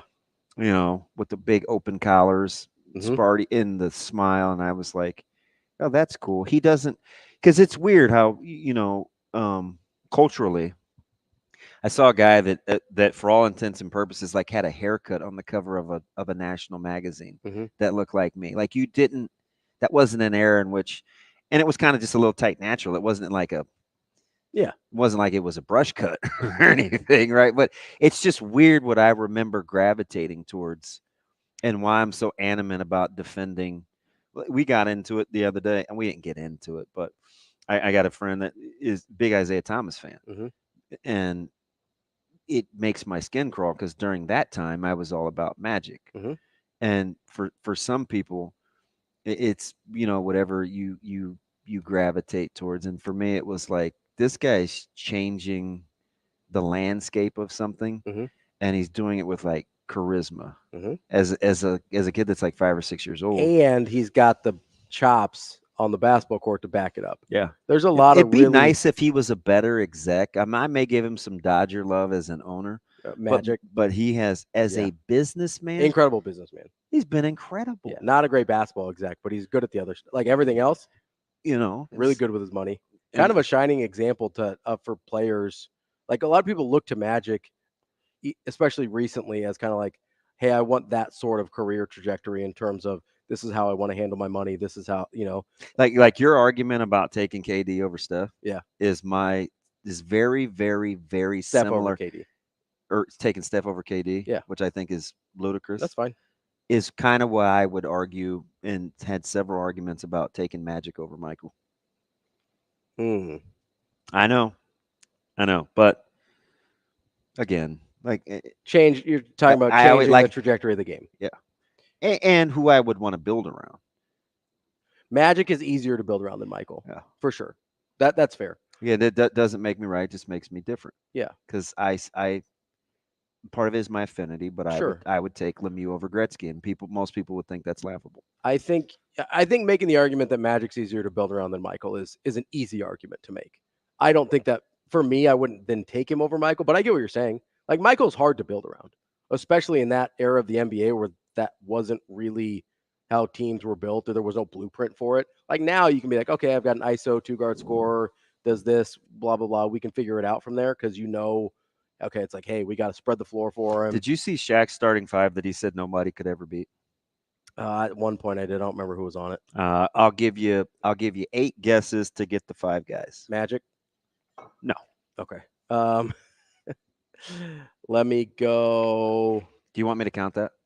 No, I just assumed you were doing Magic because we were talking about Magic. I'll give you 8 guesses for the 5 guys. Team that he said nobody would ever beat. Give me Larry. No. Really? Nope. Give me Duncan. No. He's got terrible taste. Give me. Although when you hear the team, you're gonna be like, Steph. No. Correct. Okay. Give me. Did he do positionally pretty true? Okay. I assume he's on the team. Correct. Okay. So we got Shaq and Steph. That's 4. Give me KD. Correct. Did he have KD as the 3 or the 4? Can you tell me? KD was the 4. Okay. Give me LeBron. Correct. You're now making a little bit of a run. Okay. You have 3 to get 2. I got 3 to get 1. 3 to get 1. Correct. 3 to get 1. Okay, so I'm looking for a 2-guard. I'm guessing. You actually have 2 to get 1. Yeah, 2 to get 1. I'm looking for a. Did he put Steph as the point or the 2? Steph is the point. Okay, so I'm looking for a 2-guard. This one's easy if you think about it. I mean, is it MJ? It is not. Oh, this one's easy if I think about it. Who's the Shaq guy? It's grown legs that he wasn't, but who's the Shaq guy? It's grown legs that he wasn't, or it used to have legs that he wasn't. And it used to have legs that he wasn't. So it's Kobe. Correct. Okay. Steph, Kobe, LeBron, KD, Shaq. I'm not going to argue a lot. I mean, that's a team that's not losing to.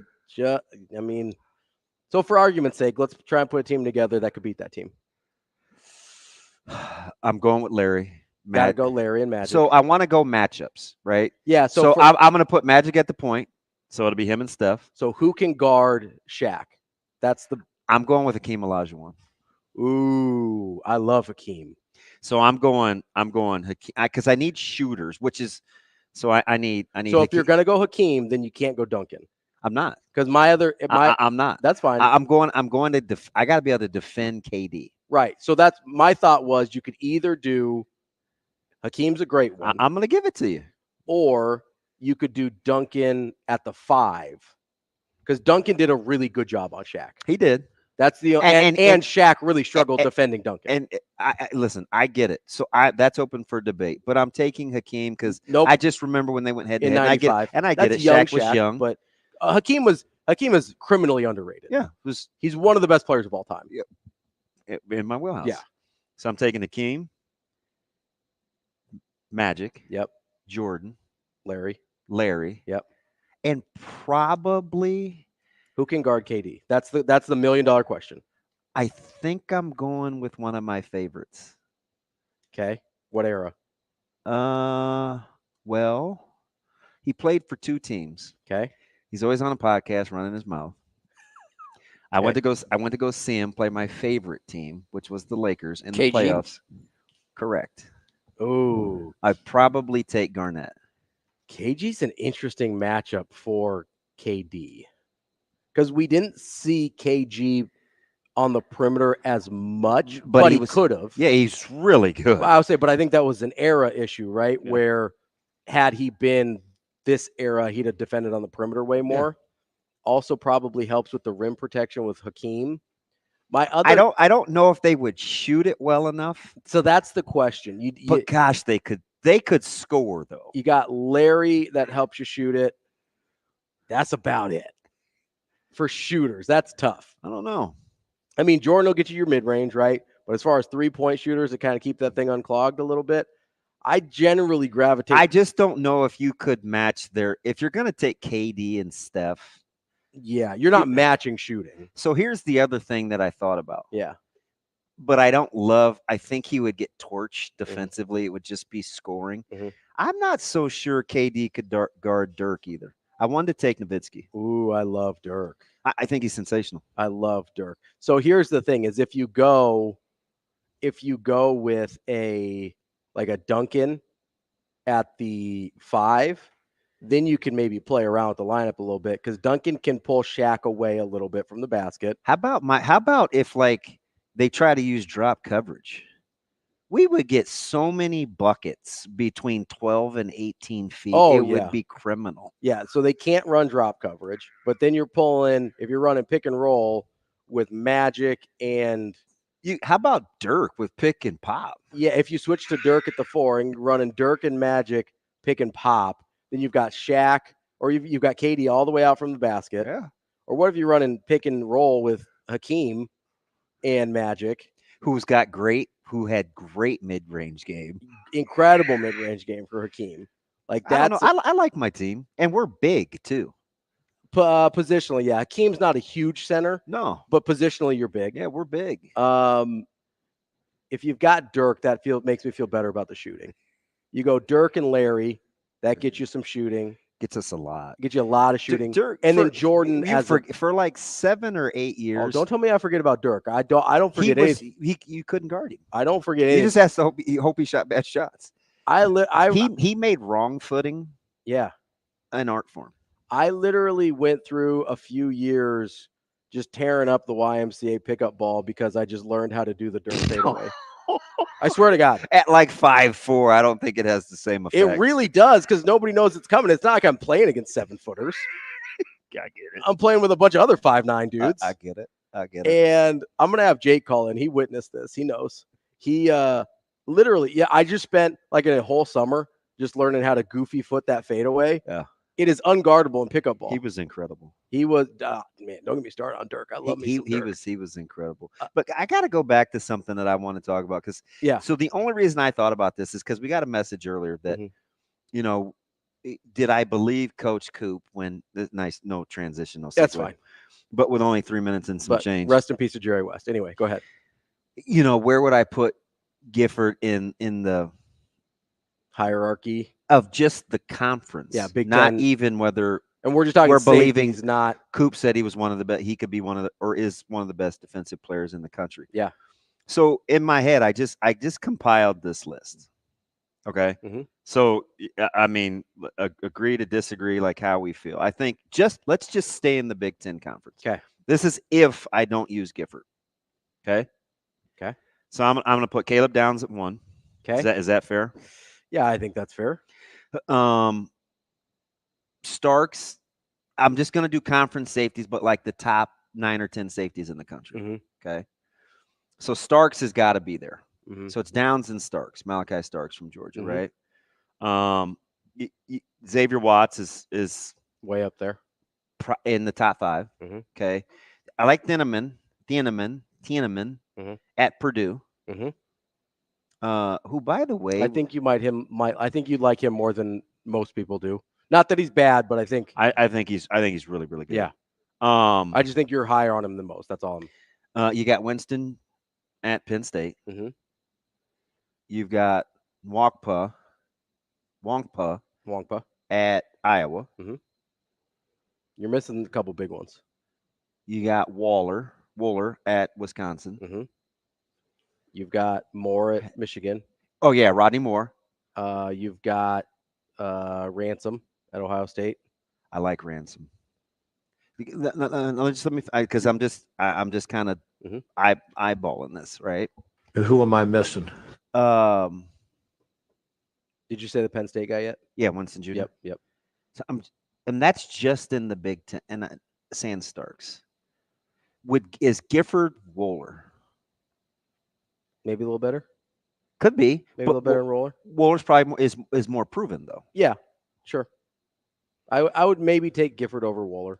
I mean, biasly, if I was being biased, I would too. Yeah, but I mean, just if I'm not trying to consider what we know about Gifford, since we don't have that information on Wooler, I think that's probably the closest comparison. So you could make the case that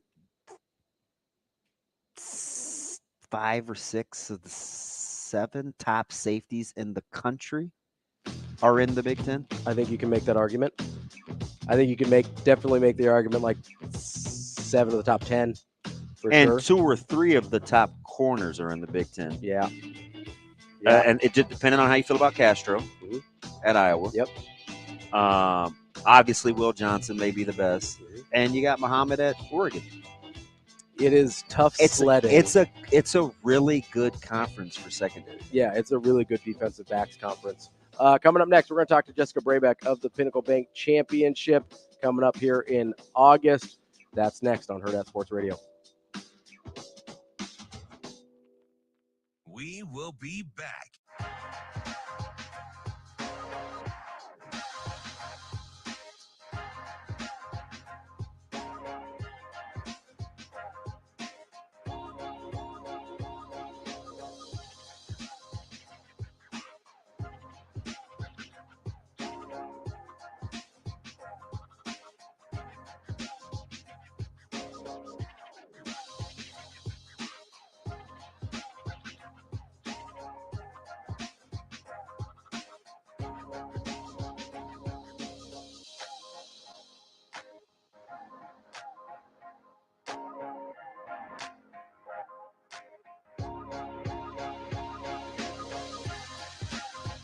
We will be back.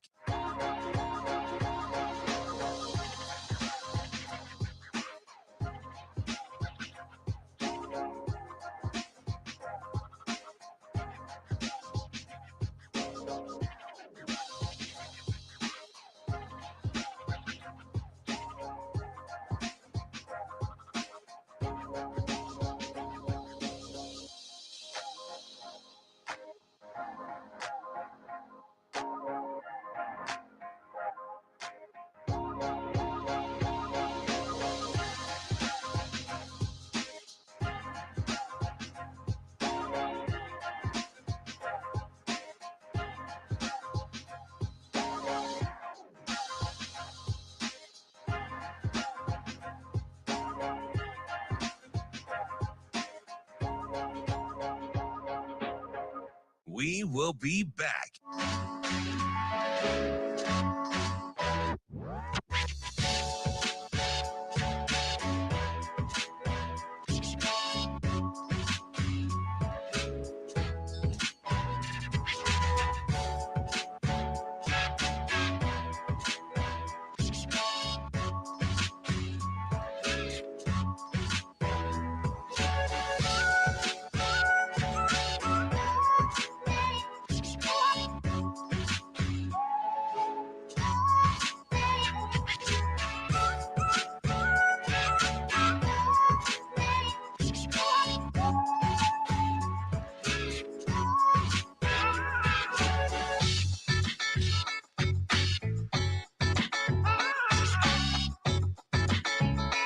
We will be back.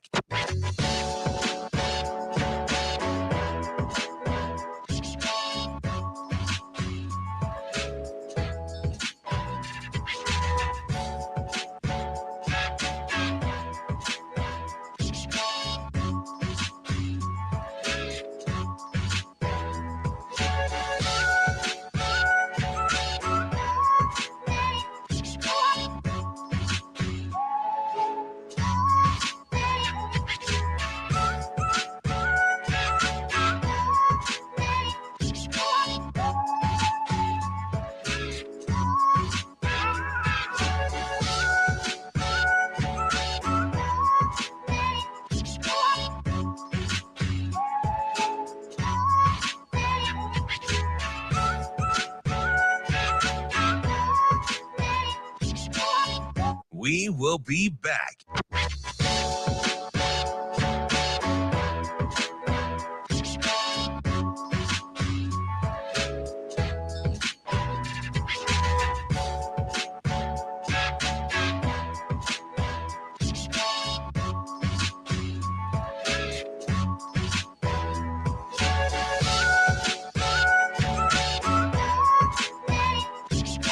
We will be back.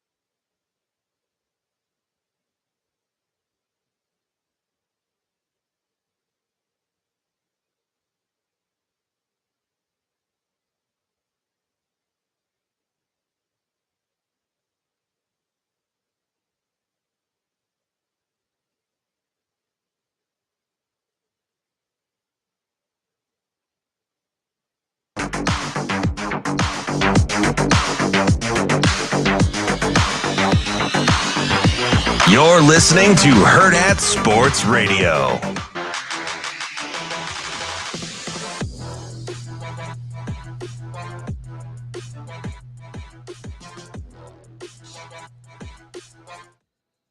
We're back here on Hurrdat Sports Radio, AM 590, ESPN Omaha, ESPN Tri-Cities. We're live on Twitter, Facebook, YouTube, also KFOR in Lincoln for this third hour. That's DB. I'm Ravi Lulla here on the Pillar Exterior stage. And we are joined now by Jessica Brabec of the Pinnacle Bank Championship. Jessica, how are you this morning? I'm doing well, thanks. How are you doing this morning? Good. You got to be hanging in there, right? Do you feel ahead of the game, or are you kind of just like, it's like a duck? I may seem cool, but I'm paddling like crazy under this water. Can I say a little bit of both? Is that an option? So what's this? I know we're just under a couple months away from the championship. Yes. What does this time of year look like for you? I mean, I'm sure you're kind of a little hectic, like DB said, but what's going on in terms of getting everything ready for the championship to come to Omaha? Sure. I think a lot of people don't realize that playing for our event and trying to really get 50,000 people out at the club at Indian Creek, that we've been working year round. Mm-hmm. So we're continuing to sell pro-am foursomes and hospitality packages to the Pinnacle Bank Championship presented by Woodhouse, and recruit our volunteers. So we need 600 volunteers to help us actually execute the event. So those are a couple things that we're working on, and as well as, it's College World Series time, and the city is so excited for sports. So we're taking advantage of that and working on getting our advertising and everything out. So I always want to know, just because of the course has to be functional when it's not just hosting the event. What do you do with the grounds in the meantime while you're trying to prepare it to be challenging, yet you still know you have everyday golfers that are out there playing before the event gets kicked? You have to hear what I would quote unquote feedback, right, on the course. Correct. Yeah, we do. We do. And I would tell you that if you want to go out and book a tee time, the farther away you are from the course or from the tournament, the better, because the rough's just going to get longer and it's just going to get a little more difficult. So, the Corn Ferry Tour actually sends an agronomist to meet with Jim Nedrow and his team, who do a fantastic job. He's amazing. I'm a huge fan. Huge. Yeah. We'll have to have a time so you guys can do an interview with him next. I'm sure you'd enjoy that a little bit more. Yeah, he's great. We got to talk food too. Oh yeah, exactly. But so they actually are, working on that. They're seeing how the course, wakes up, and Jim will talk to you about too, with our event being in August, just keeping it looking great, making sure. We've been lucky, we've been getting a lot of rain, but what happens if we don't get rain, and if it's too hot, and how we're going to handle that. So you start on the 5th. You've got your Sandhills. You got your Pro-Am, which is kind of close to the public, and then the 6th gets started with your rounds for the players. So walk me through the Pro-Am a little bit and how what a cool little event that is. Sure. I think a lot of people don't realize that we do have opportunities if you want to come out and play with a Korn Ferry Tour professional. So Gary and Brett on our team do a great job meeting with individuals that want to play on Monday in our Sandhills Global Pro-Am, or if they want to play Wednesday in our Dormy Network Pro-Am. And we have a couple of differences. On Wednesday, you get to actually play with 2 pros, so what's called a 9-and-9 format. So you play with one Korn Ferry Tour professional on the front 9, and then a different on the back 9. But both days, we provide gifting and food and beverage for you and your guests. So there are 4 amateurs or people like us that would be out there golfing with the professional golfer. We're talking with Jessica Brabec of the Pinnacle Bank Championship. Obviously, a ton goes on during that week besides the actual golf. I know that the Hurrdat Sports team will be out there all week as well. What are some of your favorite things that happen? I know you don't get to enjoy that week quite as much as some of us do. What are some of your favorite things that happen around during that tournament week? My coworker and I were actually just chatting yesterday that we don't really see a bunch of golf, and usually I know who is leading based off of the people that I talk to.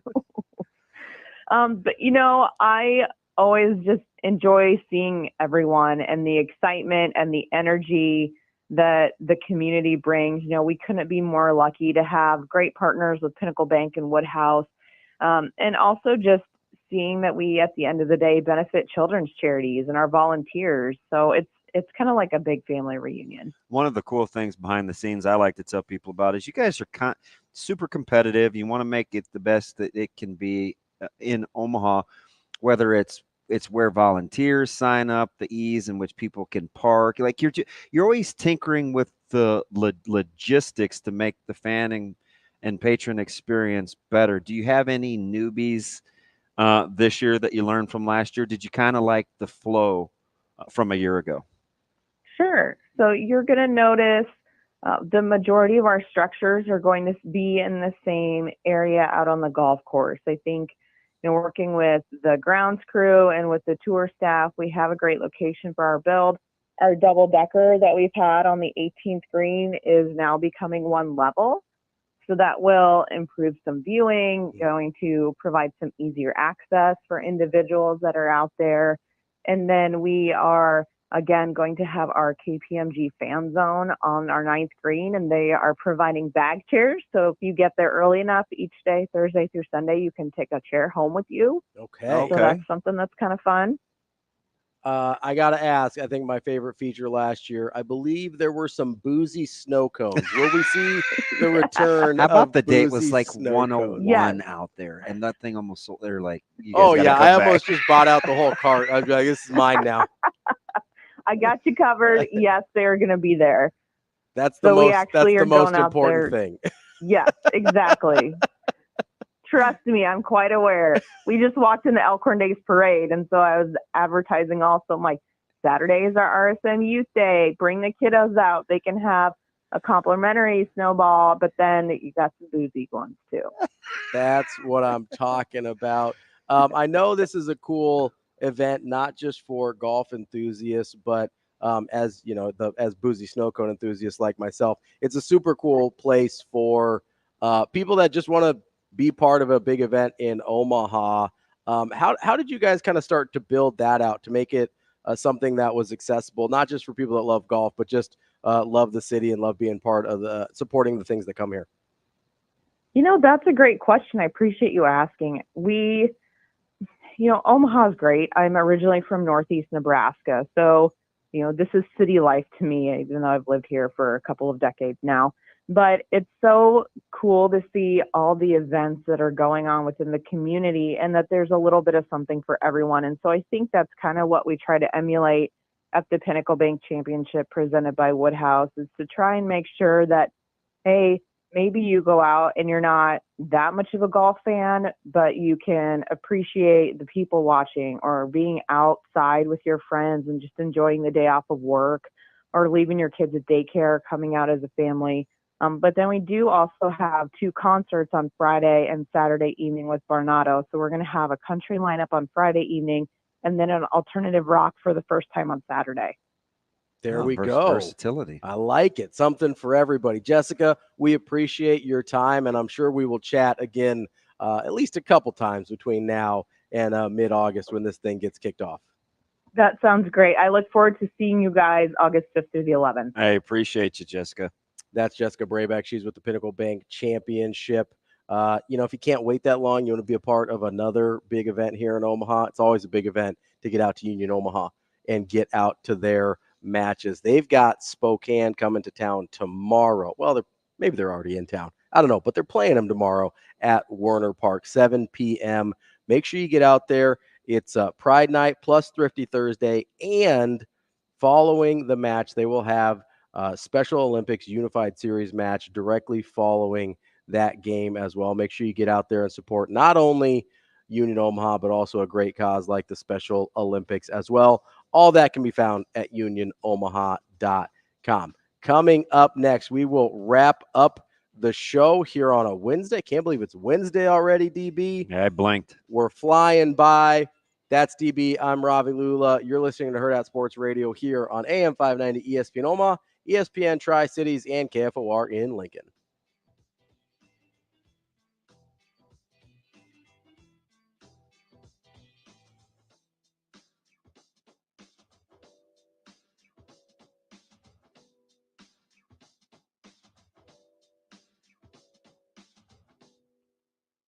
We will be back.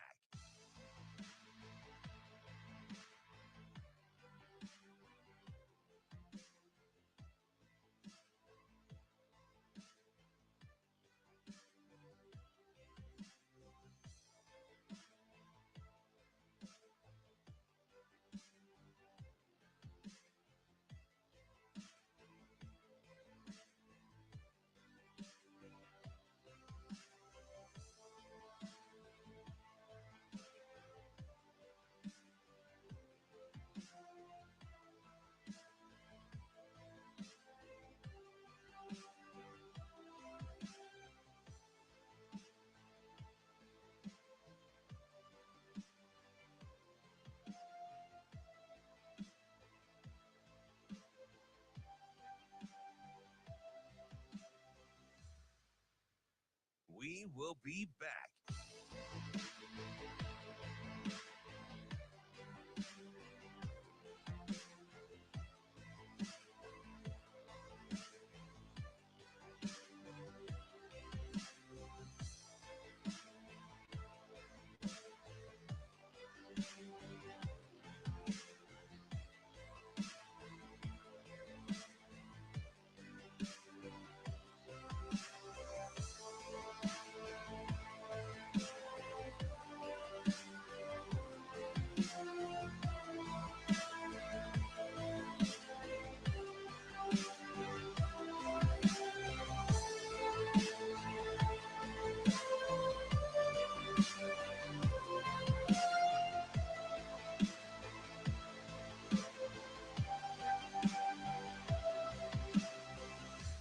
We will be back.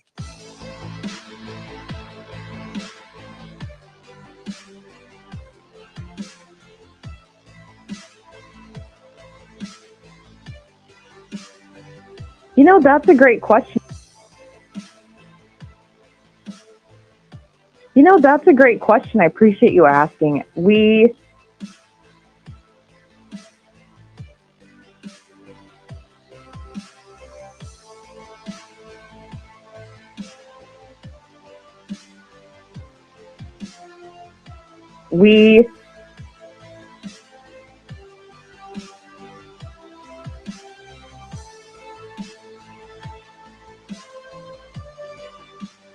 I appreciate you asking. You know, We will be back.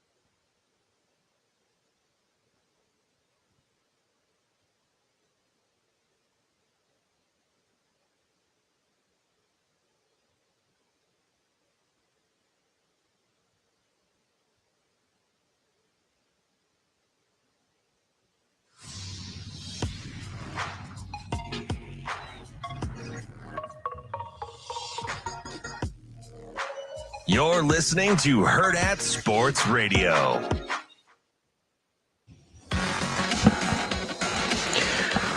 Wrapping up the show here on Hurrdat Sports Radio, AM 590, ESPN Omaha, ESPN Tri-Cities. We're live on KFOR in Lincoln, Twitter, Facebook, YouTube. That's DB. I'm Ravi, Lulla. We are here on the Pillar Exterior stage.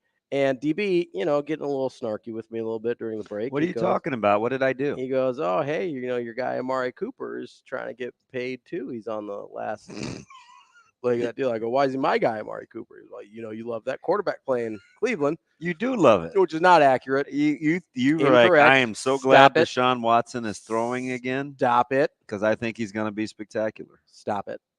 That's not true. None of that's true. A little bit. What is true is not even a little bit. Why wouldn't you love Amari? I mean, isn't he everybody's guy? He's a former Raiders guy.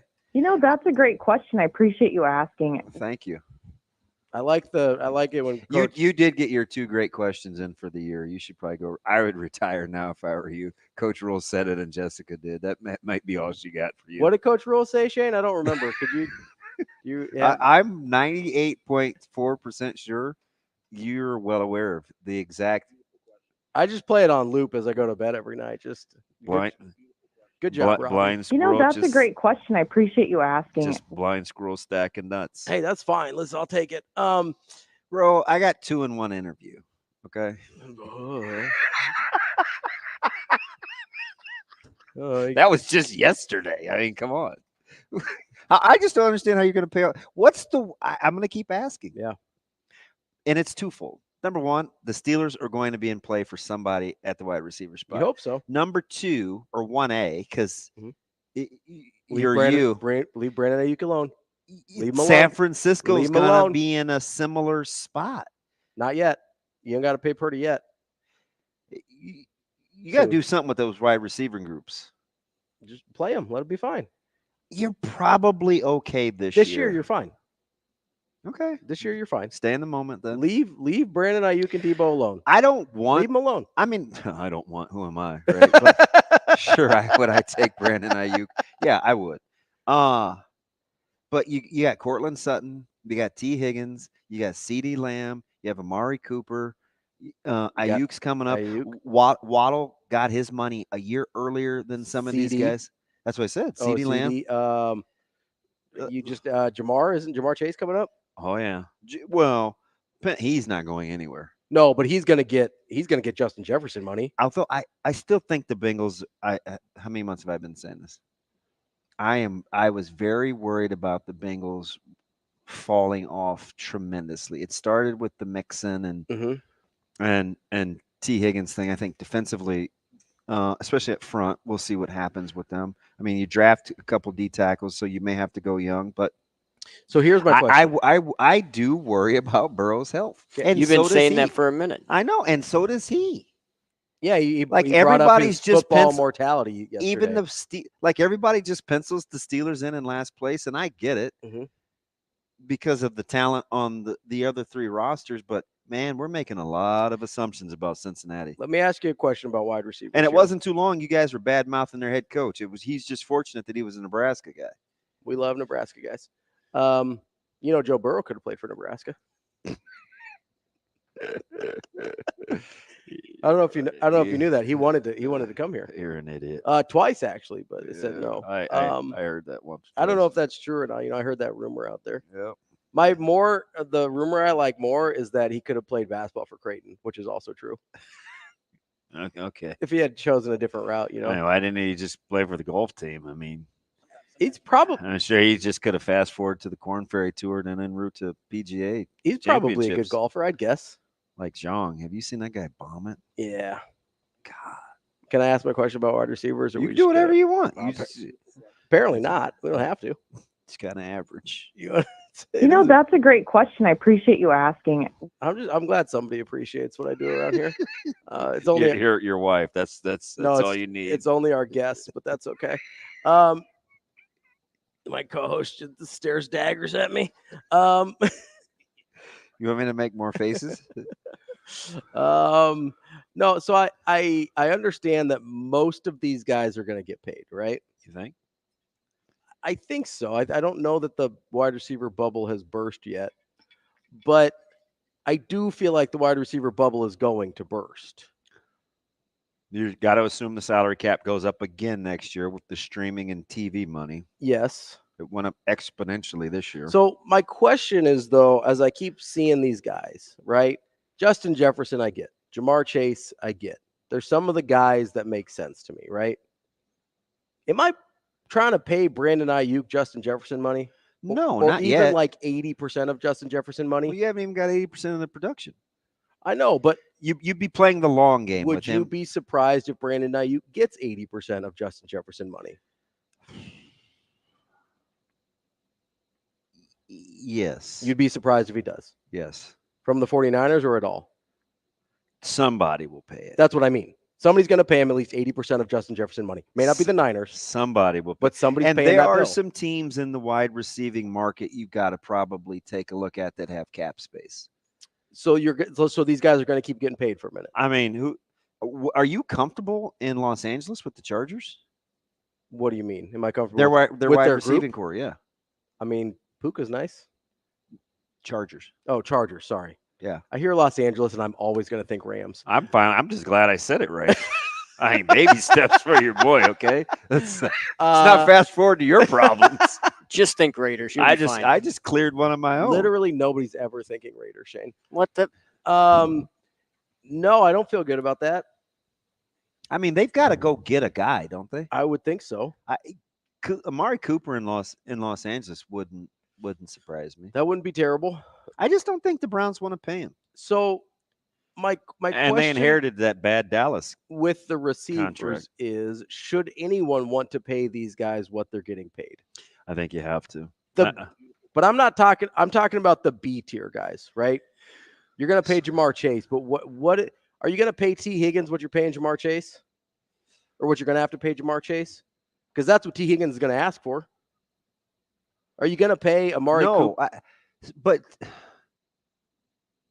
yes and no. I get what T. Higgins may ask for, but he would have to go to a team where he would have to be somebody else's number one. Mm-hmm. Right now, he's not a number one. But the cost of then keeping that guy becomes the number one price if you're the Bengals, if you want to keep him. Can't do it. No, you don't. You can't think like that. You have your number one receiver. I understand that. But if you decide, if you sit there and say, hey, we need to keep Higgins. Even the Dolphins are going to have to figure. You have a couple of guys with number one money. That's what I mean, though. They're the very few teams can do that. I understand that. That's why I'm saying these choices are going to have to start being made. But as long as there are teams out there that are like, yeah, we're going to pay a number two, number one money. But I just said he'd have to go somewhere and be a number. He'd have to be your number one. He's not going to get that money in Cincinnati. He's not. I don't know if he's not going to get that money in Cincinnati. They aren't going to offer to him first. He's for not. Sure. I mean, you know who could you send him to Buffalo? Yeah, they need some wide receivers. They need at least a. You do. You're right. I'm not arguing with you. My question though with the wide receivers, I mean, are you going? you're going to go with Khalil Shakir as your one? Here's my question. Keon Coleman? I love Keon. You're right, but he's like a 2 or 3 right now. This is peak Josh Allen. Yeah, you got to maximize and you've the got window. Shakir, you've got Keon Coleman. You got to maximize the window. I don't know what you call Curtis And Samuel. He's not. What do you call Curtis Samuel? Not good enough. He may be okay working out of the slot. He might be okay, but for what we're talking about, it's not good enough for that. My question, because most guys, I mean, you've only got one Mahomes in the league that can take a poo-poo platter and be like, hey, let's go win a Super Bowl. Yeah. And that doesn't exist anywhere else. And that's who everybody's catching. He's clearly the best player and the X factor. 100%. You're chasing Patrick He's Mahomes. currently Brady. Like, you rewind 15, 20 years, he's Brady, right? You can throw out, Jabbar Gaffney and be like, yeah, we'll win a Super Bowl. It's fine. And it probably will be fine. But none of these other teams can do that. My question is, though, the Packers have cap space. Would you be better off spending? You got Dobbs and Reed. Would you be better off spending high-end running back money? Would you get more bang for your buck?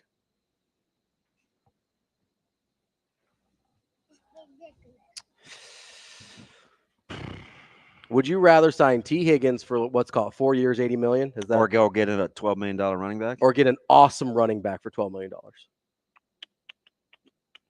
I don't think so. No, gosh, that's because